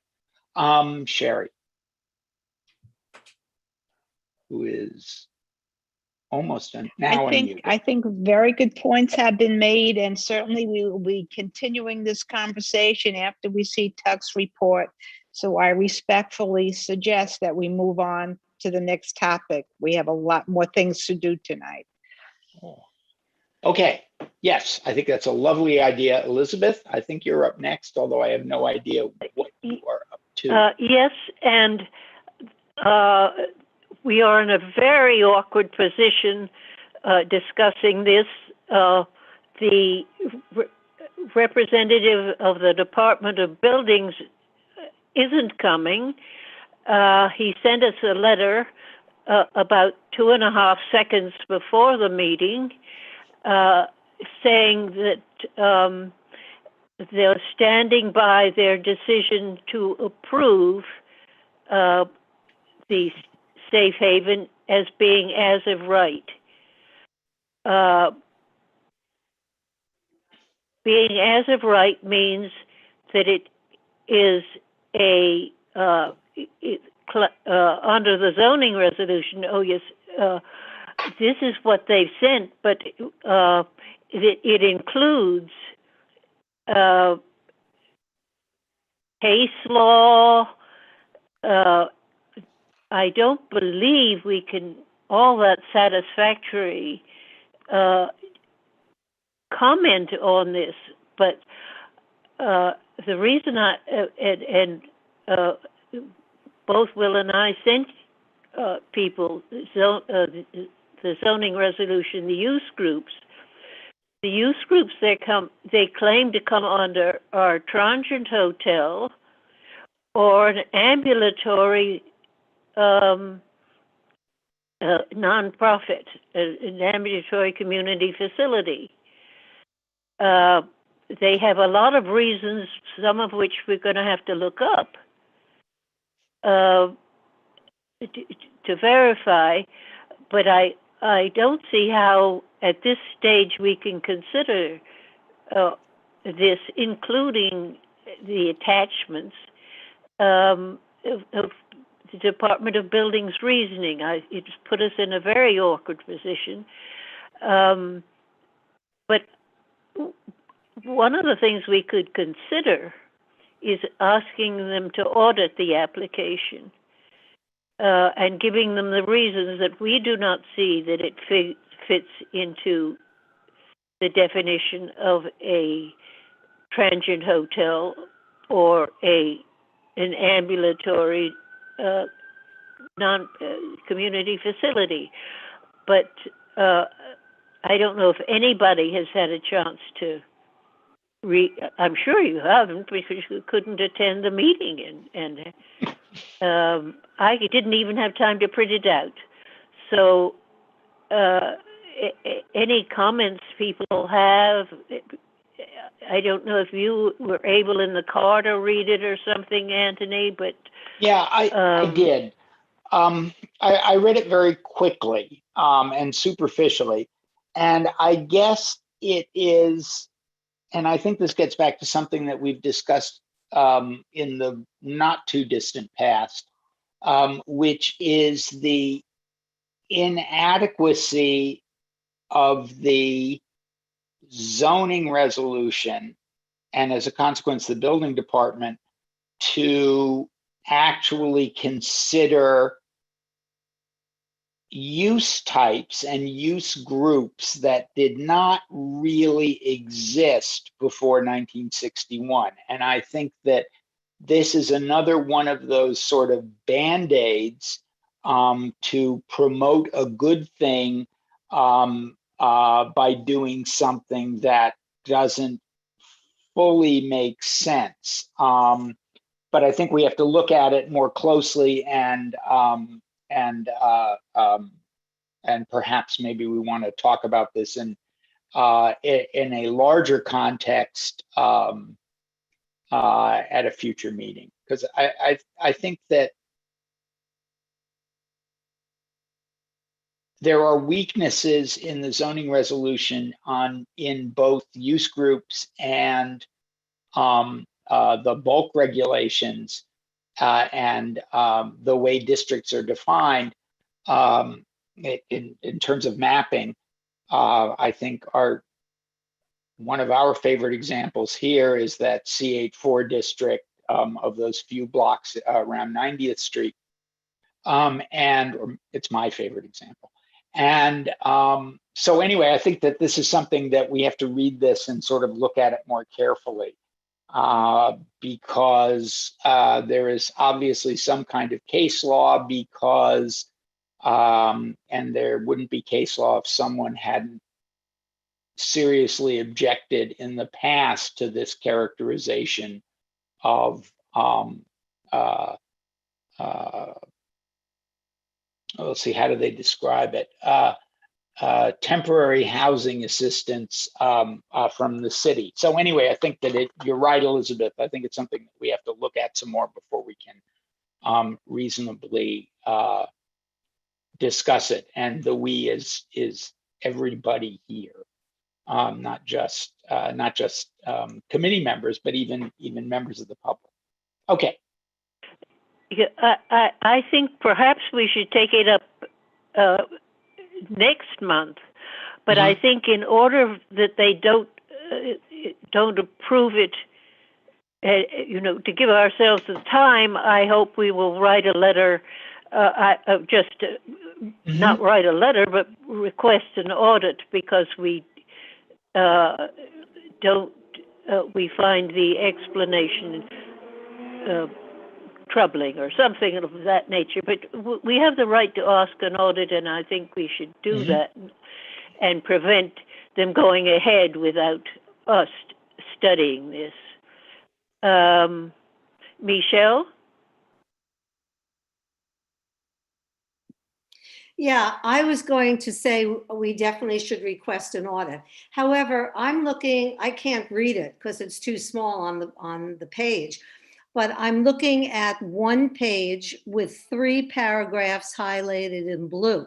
How long is this thing? And is it at all possible tonight? Is the only thing that's relevant to us are the responses, and are those in blue? Because that doesn't seem very hard to read out loud and just get a sense of it. And whether or not, whatever we think, I'm not saying it doesn't require additional, research, but I think we should definitely ask for an audit. But can you read out loud or make it big enough for us to see it? But it would be easy to read it out loud. It's only 3 short paragraphs, and give us a sense of it. Maybe Will could do that if he could read it more easily. Anthony, Elizabeth, if you want me to, sure. I'm happy. Okay. So you're correct. I hope it's big enough for everybody to see now. The question, the point number 1 was, is the safe haven at East 91st Street as of right in the use group, et cetera, for the site. So pursuant to zoning resolution 42-111B, a use group 5, quote, transient hotel operated exclusively for the public purpose of temporary housing assistance by the City of New York, or operated by a non-governmental entity pursuant to an active contract or other written agreement with an agency of the City of New York specifying such public purpose, end quote, is as of right in an M1 zoning district and therefore also in a C8 district. Building code occupancy group R-1 is appropriate for such proposed transient use. Our point number 2 was that Josh, the former liaison from the DOB who attended our meeting, committed to getting us the zoning and use groups for other safe havens in the city, that other safe havens in the city are situated in. Please send as many as you can, but the key question is whether there is precedent for safe havens in similar use zoning districts.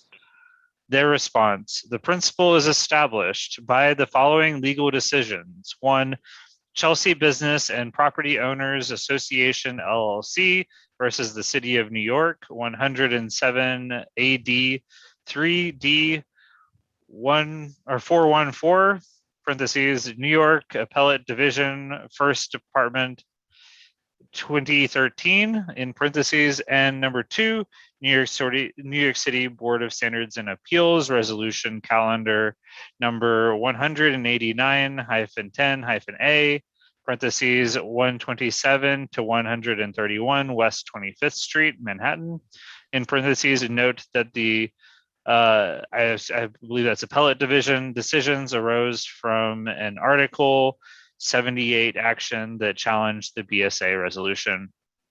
And finally, the point number 3 that we sent, additionally, the attached is a document that was sent to our office by some of the folks who would be at the meeting. Please attempt to answer as many questions in that document.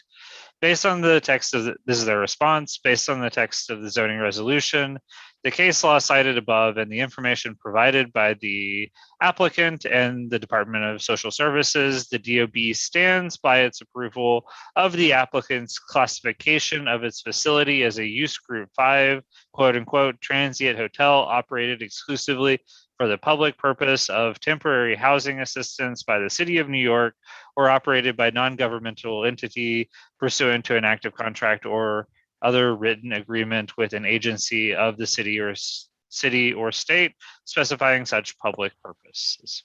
So if I may comment, so this has obviously been litigated quite a few times.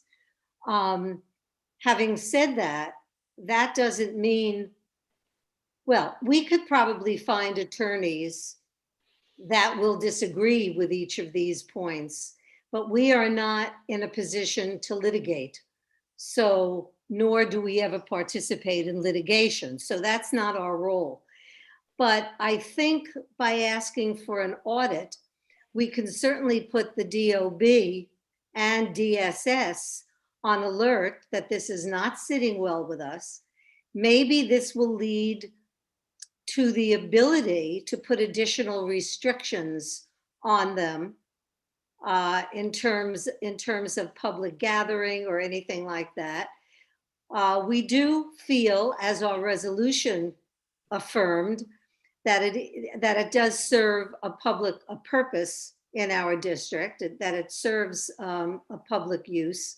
So we're not disputing that. We're not disputing whether or not we need it or want it. We have a resolution voting in favor of it. So what we're basically trying to do is determine the legality of it.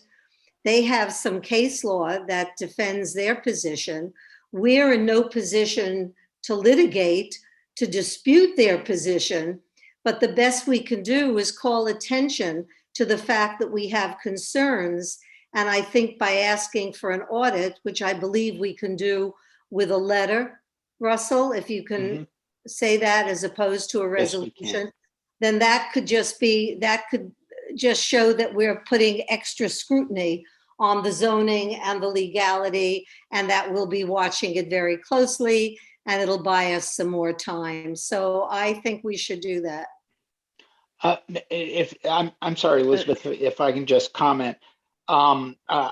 I think the issue has not been, I think it's reasonably established by all of this case law, which has been specifically about shelters, that the question is not, can you have a homeless shelter in an M1 or a C8 district? The question is, what is a safe haven? Because it's not exactly the same thing as a shelter.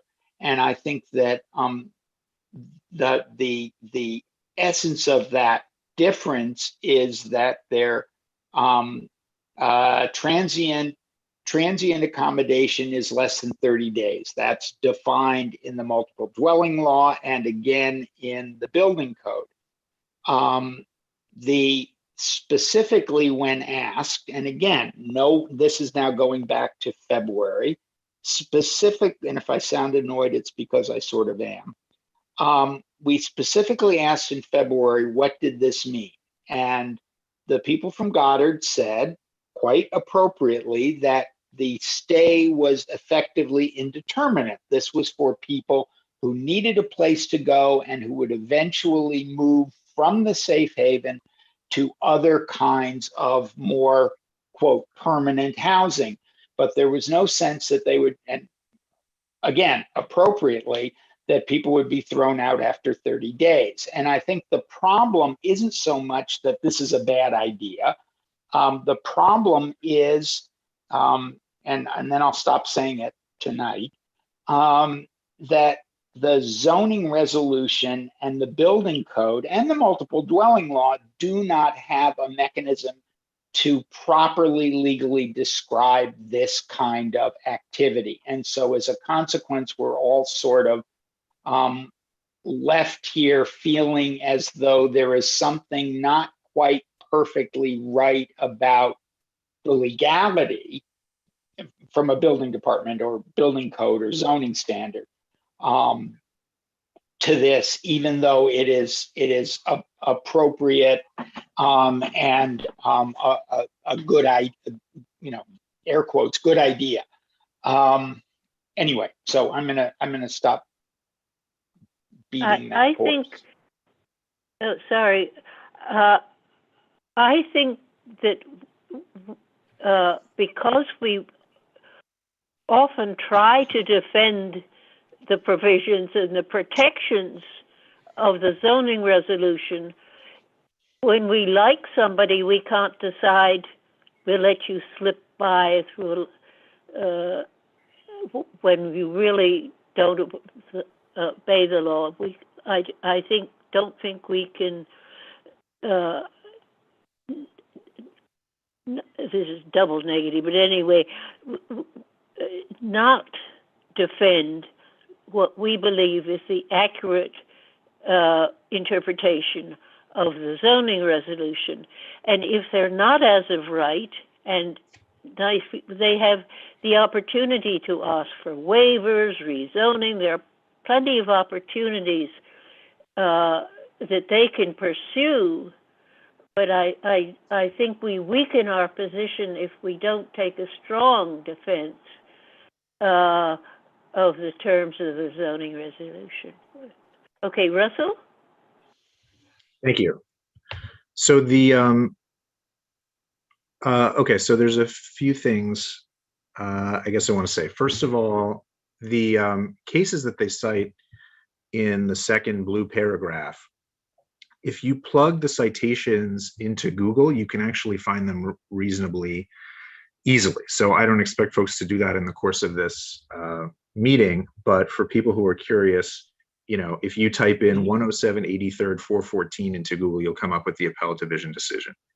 And the BSA decision is related. It's for the same property. So I think the appellate division decision ultimately, affirmed what was found in the BSA approval of the zoning there. And there's a website or something where you can look up. I was able to find it and review these. You can use the calendar number to find it. So I looked at them and I think basically, well, okay, before I get into that, I think procedurally, I'm not aware of a sort of process for an audit. I don't know that that's a thing that you can do, that you can ask them to audit a determination that they've made. The other thing is, I don't think there's any sort of action pending from the Department of Buildings on this. So I'm not sure that it makes sense for us to sort of ask them to do anything, because there's not any kind of pending action for them to do. This is something where they've granted this approval, and it's not like there's some other sort of pending thing that's coming up that we're asking them to hold off on. And then I think the other point I would make is, I think, I think it makes sense for folks to take a look at what they've sent us and, not necessarily challenge anything unless, based on what we've seen, we have concerns about it. I mean, it is frustrating that, they didn't send it to us until right before the meeting. I mean, I really have been pushing, and I had to get the borough president's office involved to try and get a response to this from DOB, which is really, really an unresponsive agency, and it's been very, very frustrating. And I'm glad that we finally got this, and I agree that it's frustrating that it's taken so long. And I just want to tell you that I share that frustration, because I've been really pushing to get this. But what I would say is, I think we should look and see what actually is in here, and I would encourage other folks to look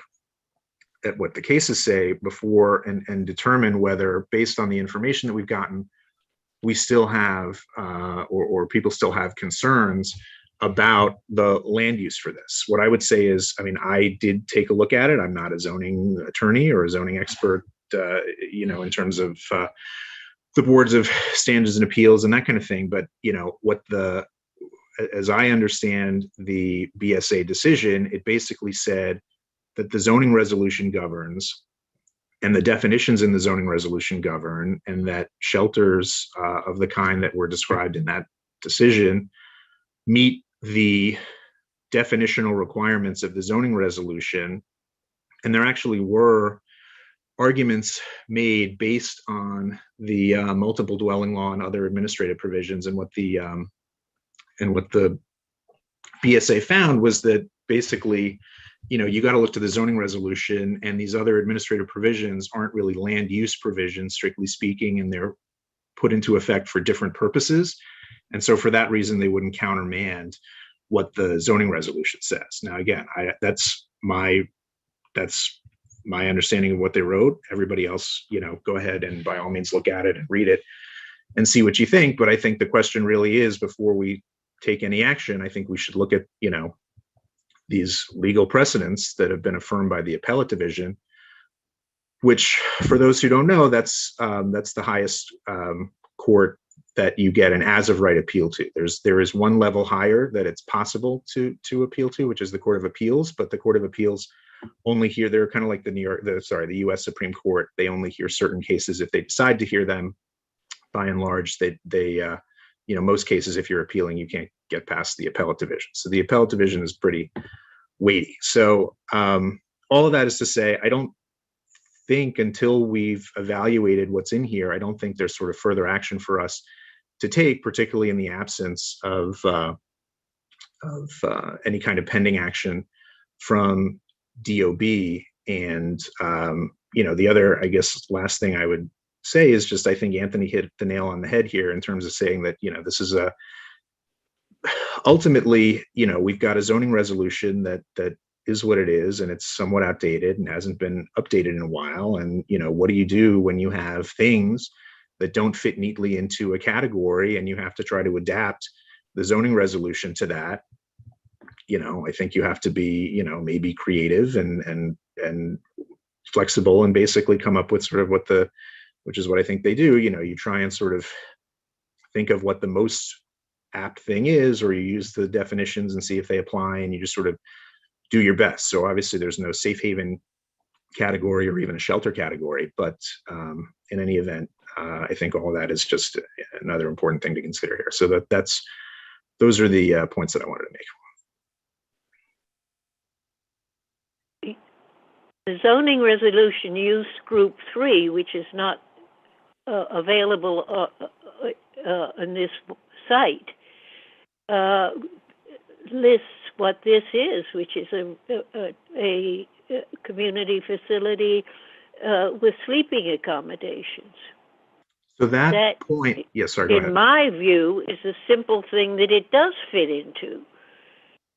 And if it were, that's legal in most of the Upper East Side. It just isn't legal on a couple of blocks here. That's the obvious thing that it is. You don't have to stretch that. You do have to stretch being a transient hotel. And some of it that you can't have on use group 4, you can't have sleeping. So, which is, they use 4A, 5A, and 5B. And I personally think it's a great stretch. And the only reason I was thinking we should ask, which is a very simple thing, is we've done it before, is ask for an audit, is we don't know when, if they've approved this, they can go ahead. If we ask for an audit, it gives us time, and we can study it, look up the case law. It isn't hard to do that, but you certainly can't do it in 22 seconds. So I think that the reason I suggested the idea of an audit really was they've got to take another look at it, and it would give us time to take it up when we're informed at the next meeting. And So just one additional comment, just to sort of explain. The reason that use group 3, which is community facility with sleeping accommodations, and in fact, residential uses altogether were excluded from C84 districts dating back all the way to 1916, is that those were thought to be districts where there would be noise and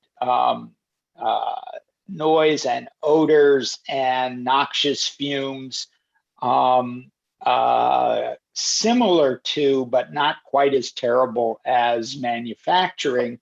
And the idea was to protect people from residences in such districts. Now, the parking garage, the soon to be disappeared parking garage, and the and other such uses that were in that district in the past are almost all gone now. And certainly the justification for maintaining that as a C84 district is no longer, certainly no longer as strong as it was. And so I think this reinforces that it's a problem with the zoning designation of that entire little district, as much as there is a problem with the use group selected, which I think I agree with Elizabeth, doesn't seem to be the right one. Use group 3 would be better, but then you would need a different kind of, you'd need either a zoning change, which would involve the ULURP application, or a variance from the Board of Standards and Appeals. So the look, I don't know the history of the C84.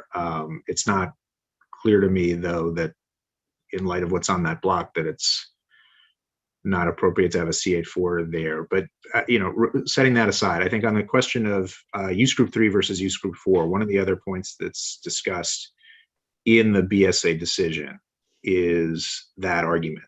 And basically, the argument was made that shelter fits better as a use group 3 type of facility, and it was a facility that was going to provide these additional services.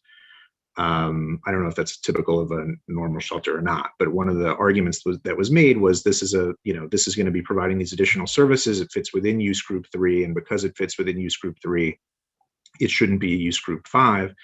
And what the Board of Standards and Appeals said was that the fact that it may also, fall into use group 3 doesn't mean that, as long as it meets the zoning resolution requirements for use group 5, that it couldn't also be fine within a use group 5 district. So again, I mean, I would say, and I know it's frustrating that we didn't get this until, right before the meeting, but I would say, I encourage people to look at the BSA decision in particular, which is more detailed, although it's significant that it was, affirmed by the appellate division, and sort of decide whether, what we think of that explanation. And basically what DOB is telling us, I think, essentially is, this is something that has been litigated, and from the purpose of them interpreting land use law and zoning law to make a decision on this as an agency, there's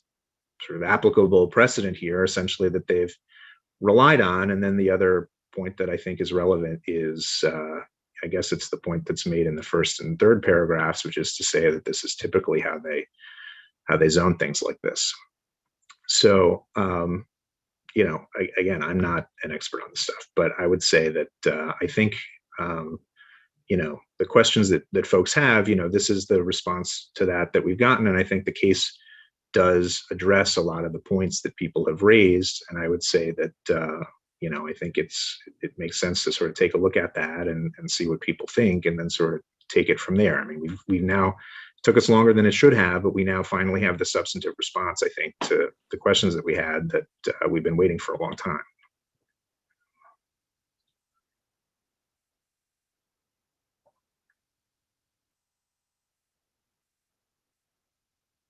So should we just put it on the agenda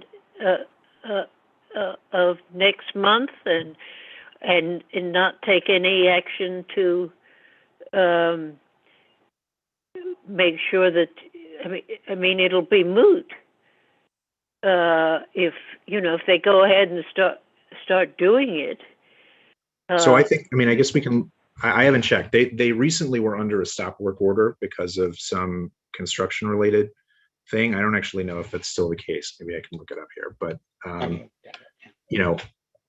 ultimately, I think what would happen is if there's some problem with the permit that they've been issued, whether it's because, for whatever the reason, the result is a stop work order. So, I think they had gotten the permit approved. I think they had, done some work. I think there was some issue with the work that they were doing and there was a stop work order. So I don't think, again, I think in the absence of some kind of pending approval or something along those lines, which I'm not aware of, I don't, if we, I think it's possible for the DOB to issue a stop work order at any time. I could be wrong about that, but that's my understanding. Okay, well, Anthony, what are your thoughts? We just put it on next month's agenda? Yes, I think we should just put it off till next time, and it'll give us a chance to more thoroughly look at the citations in the extremely tardy response. Okay, and I'm sure that Will can email the thing we got so tardily from DOB to every member of the committee, and we will have our nice, fascinating study for the next meeting. It should have been sent to every committee member earlier. Whenever I sent it to the both of you, it was sent to every other committee member. They should have received it. Thank you, Will. Oh, good. Thank you. Okay, it's your turn, Anthony. Okay, for the this blood one will center. be very quick. Elizabeth has her hand up. Just sorry. Elizabeth Rose. Sorry, the other. Yeah, the other Elizabeth. Sorry, Elizabeth. The other Elizabeth. Thank you so much. Only on this committee. I will try to be brief. First, if there is existing case law that has identified that any sort of temporary shelter housing operated by the city or on behalf of the city by contract fits into a use group that is allowable here, I hope we will respect that. Of course. Second, I'm just curious if you all have your own guesstimates of the average length of time that I know at least a family, I don't know if this is true for an individual, but a family who enters the temporary housing system in New York City, how long they remain in temporary housing. Any guesses?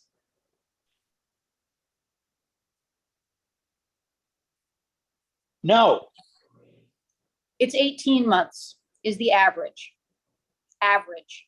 That means there are people there longer.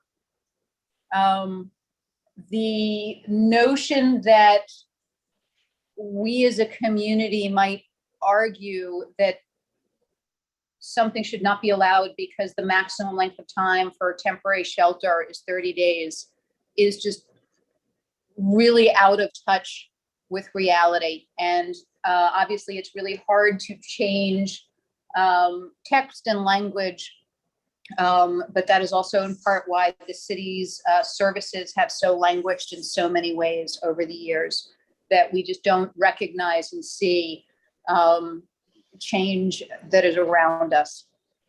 And then lastly, obviously this is now the second meeting I've attended in a row, the last one being the full board meeting, where this question of the C8-4 district and its usefulness or relevance has come up. So may I suggest as an item of new business that this committee take up developing a proposal to change existing C8-4 and potentially other commercial or manufacturing zones in our district to residential use. I like that. Wait, Adam is waving his hand, but I actually think that's I think that's not in fact a bad idea. But Wow, that's high praise. there are certain community stakeholders that have been establishing toeholds in these areas with the attempt of filing for a rezoning. Some of you may or may not be aware of them. I've talked to Mr. Kalos about this, but there are some rezonings contemplated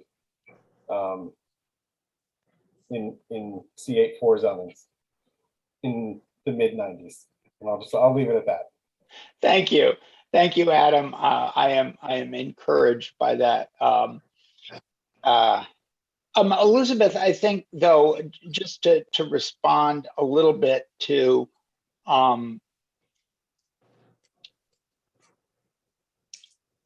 what you're saying about the realities of transiting from temporary to permanent housing. It's an intractable problem, and it's not that anyone is saying that no, you should only get your 30 days. In fact, what I think we are hoping we could say, but obviously can't because of the way the DOB looks at this, is that we shouldn't look at this as any kind of transient housing, and that we should be looking at it as looking at it in a different way that the current zoning resolution refuses to recognize. And until we're willing to look at what the city is now and what we want it to be in the future, we're always going to have these kinds of problems and arguments.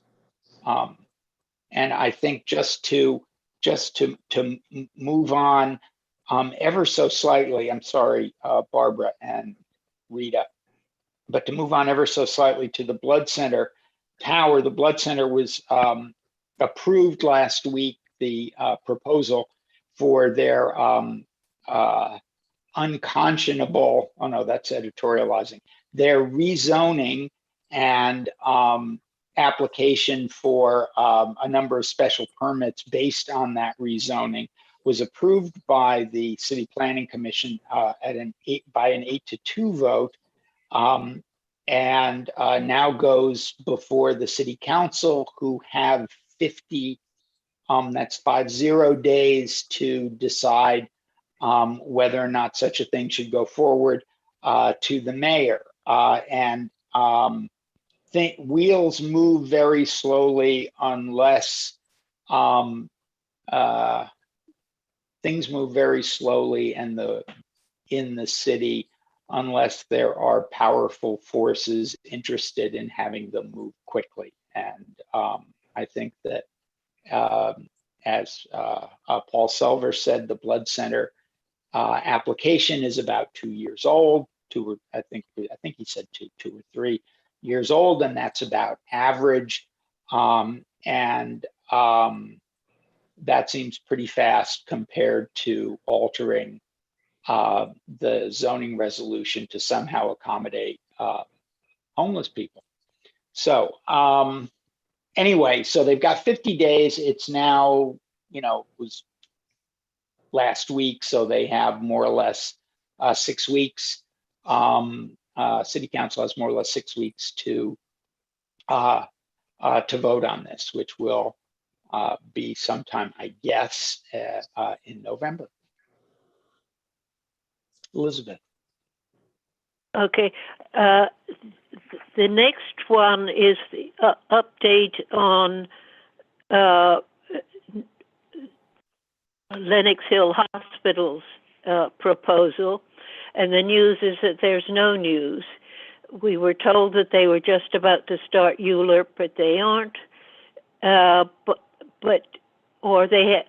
think for about a year, they've been just about to start ULURP.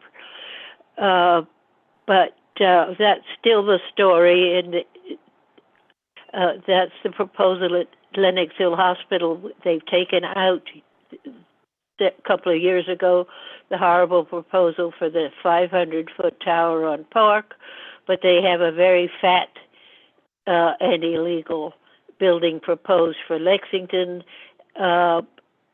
It's all through to the stage where they will file and start ULURP, and I presume will at that stage have to come back to us, but nothing has happened now. The news is there's no news. Okay, Anthony, you got Spence. Okay, and this is just a little bit of a review of what happened at the full board meeting last week, and very simply, and I think for those of us who are less than fully conversant in the generalities of these issues, if you want to do something that you are not allowed to do as of right, there are two basic ways you can do it. And the first way is to effectively go through city planning in something that is in fact like, or is a ULURP application, which is a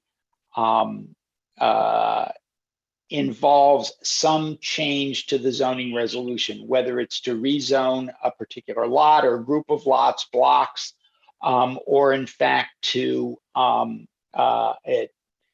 change, basically it's to change the zoning resolution in order to accommodate what you're interested in doing. You as a developer or applicant are interested in doing. And the other way is through the Board of Standards and Appeals as a variance. And the variance is basically saying we would like to make an exception. So in the case of the Spence School, they asked for a variance because the by now infamous C8-4 zoning of the site of their gymnasium, new gymnasium, the C8-4 zoning did not allow that kind of community use, which is the school function, and as use group 3.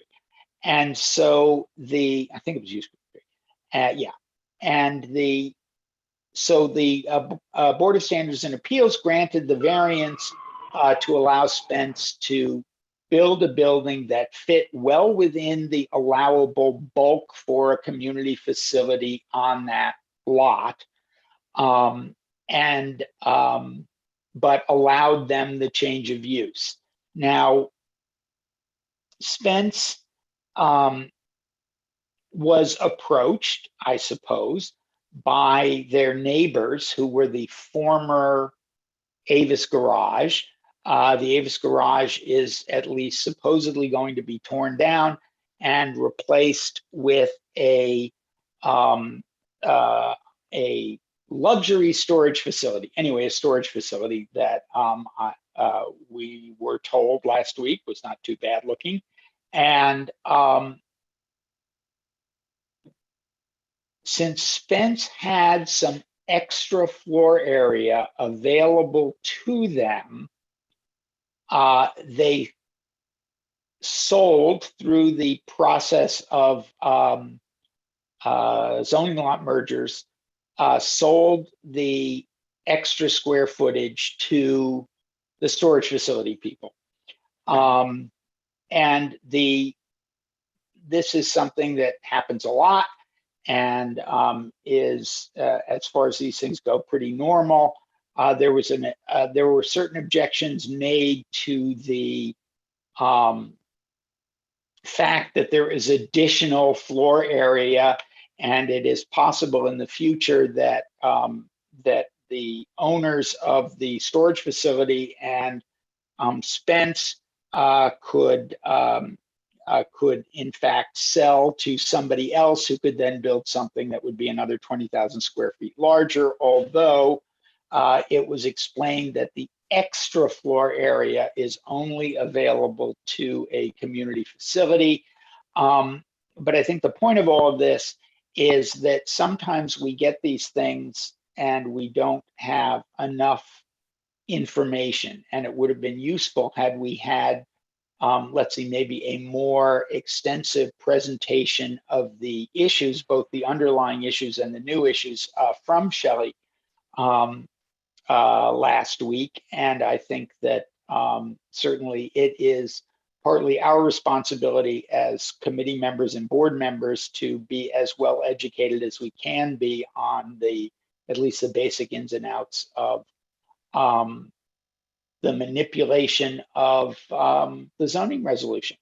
And so with that, we have Michelle.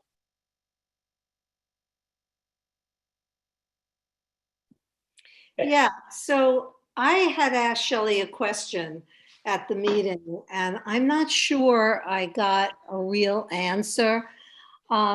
We know that with the exception of the theater district and maybe another place or two in the city, air rights can only be sold or given to contiguous buildings. However, the question I asked when I acknowledged that was that, does the building behind Spence qualify as a contiguous building? Because I don't know if that answer lies in the land that's back there, if there's 30 feet or more from the building line to, I don't know what that depends on. So if that's the case, because not only, remember, the garage, the new developer only took a portion of what Spence had available. There's quite a number of air rights left on the table there, that it would be hard to believe that they're not looking for a place for them. Only if it's a community facility, Michelle. Well, that would only if it's a community facility. Yes, but that would depend on what they would be building. But I'm talking about location. And while they can't, because of bulk, they can't put any more on the top of the existing Spence. The new storage facility will be at maximum, I believe. But what about the property behind them? I don't know what's there. They're on the south side of the street, right? So this would be 91st Street that we're talking about. So I don't know what's there, what could be built there, how much is left, and whether or not that's considered contiguous. Anthony, do you know if that's considered? If it's touching, it's contiguous. But I don't know offhand what's there or whether that's, what the zoning is of that particular lot. Now, if they have combined, Adam appears to, of course. Well, then I'd like to hear from him. But one last question: if they combine their zoning lot, that may change what's contiguous, depending on what they come up with in a combined zoning lot, as opposed to if the zoning lots were separated. But anyway, if Adam has an answer to this, I would love to hear it. That's my question. I'm concerned about that. Okay, I'm going to skip Dara to get to Adam, and then I will come back to Dara, I promise. Adam. It backs up to 1725 York Avenue, which is a 33-story apartment building that is split zone to R8B, R10. So we can't transfer across the zoning lot lines, and this looks to be an overbuilt building, so that point is mute. So you can't go to the south. Spence is to the west, and then further to the west is a condominium. So, and then to the south, the zoning line is split. R8B, the southerly half of the block is R8B, the northerly half is our lovely C84 zoning. So right, you really can't leave this 2-lot envelope. So something miraculous would have to happen for any density to be shifted off of these 2 lots, which are now the newer zoning line, to be the new zoning line. And Shelley was wrong. You, Adam. The air rights or the transactions are public information. They'll be public soon enough. And as soon as it's public, I'll let everybody know what the price was, how much Spence got. Thank you, Adam. Okay, now back to Dara. Am I unmuted? You are. Okay, I will be very brief. I live on East 90th Street, and I have enjoyed hearing your considerations of the zoning complexities of my neighborhood, and I don't expect this Spence storage facility, I don't expect to be able to stop that. But I do want to make this group aware that East 90th Street between First and York is a narrow, largely residential side street that is already overburdened by traffic. For example, this street serves as one of two truck routes for garbage trucks carrying putrescible trash going to the East 91st Street MTS. Now that the Spence School is open, we are burdened by school bus drop-offs and pickups, and we have a great deal of traffic backup. And the street is a busy access route to the FDR. We are suffering frequent blocks, incessant honking. The quality of life is going downhill very quickly. And I cannot imagine that a storage facility designed for self-service, a modular facility like this, isn't going to increase some of these burdens. I know that the state of play does not allow, this would be great to develop this site residentially. I know that's not a possibility or not a viable possibility now, but I do want to make the board aware that at some point we may need to seek and try to obtain some kind of mitigation for these traffic problems. And I hope you will work on zoning issues in our neighborhood. Thank you very much. Thank you, Dara. And then I've got Rita. I just have a question. I know that street, 91st Street, it had a mustard factory on it. It had an Eli's, I think he owns the whole block, and his manufacturing of bread at the corner. How many changes can a zoning, I'm not stating this correctly, if it's a C4 and other things are coming in that don't fall under C4, does it still stay C4? Or let's say if there are 5 changes to a zone, the zone changes. Is that no? Just no. We're stuck with C84 until there is enough pressure to C84 rather. Until there's enough pressure to turn it into something else, which would be maybe who knows what. We're just curious. Yeah, no, nothing automatically happens. You have to really change the designation.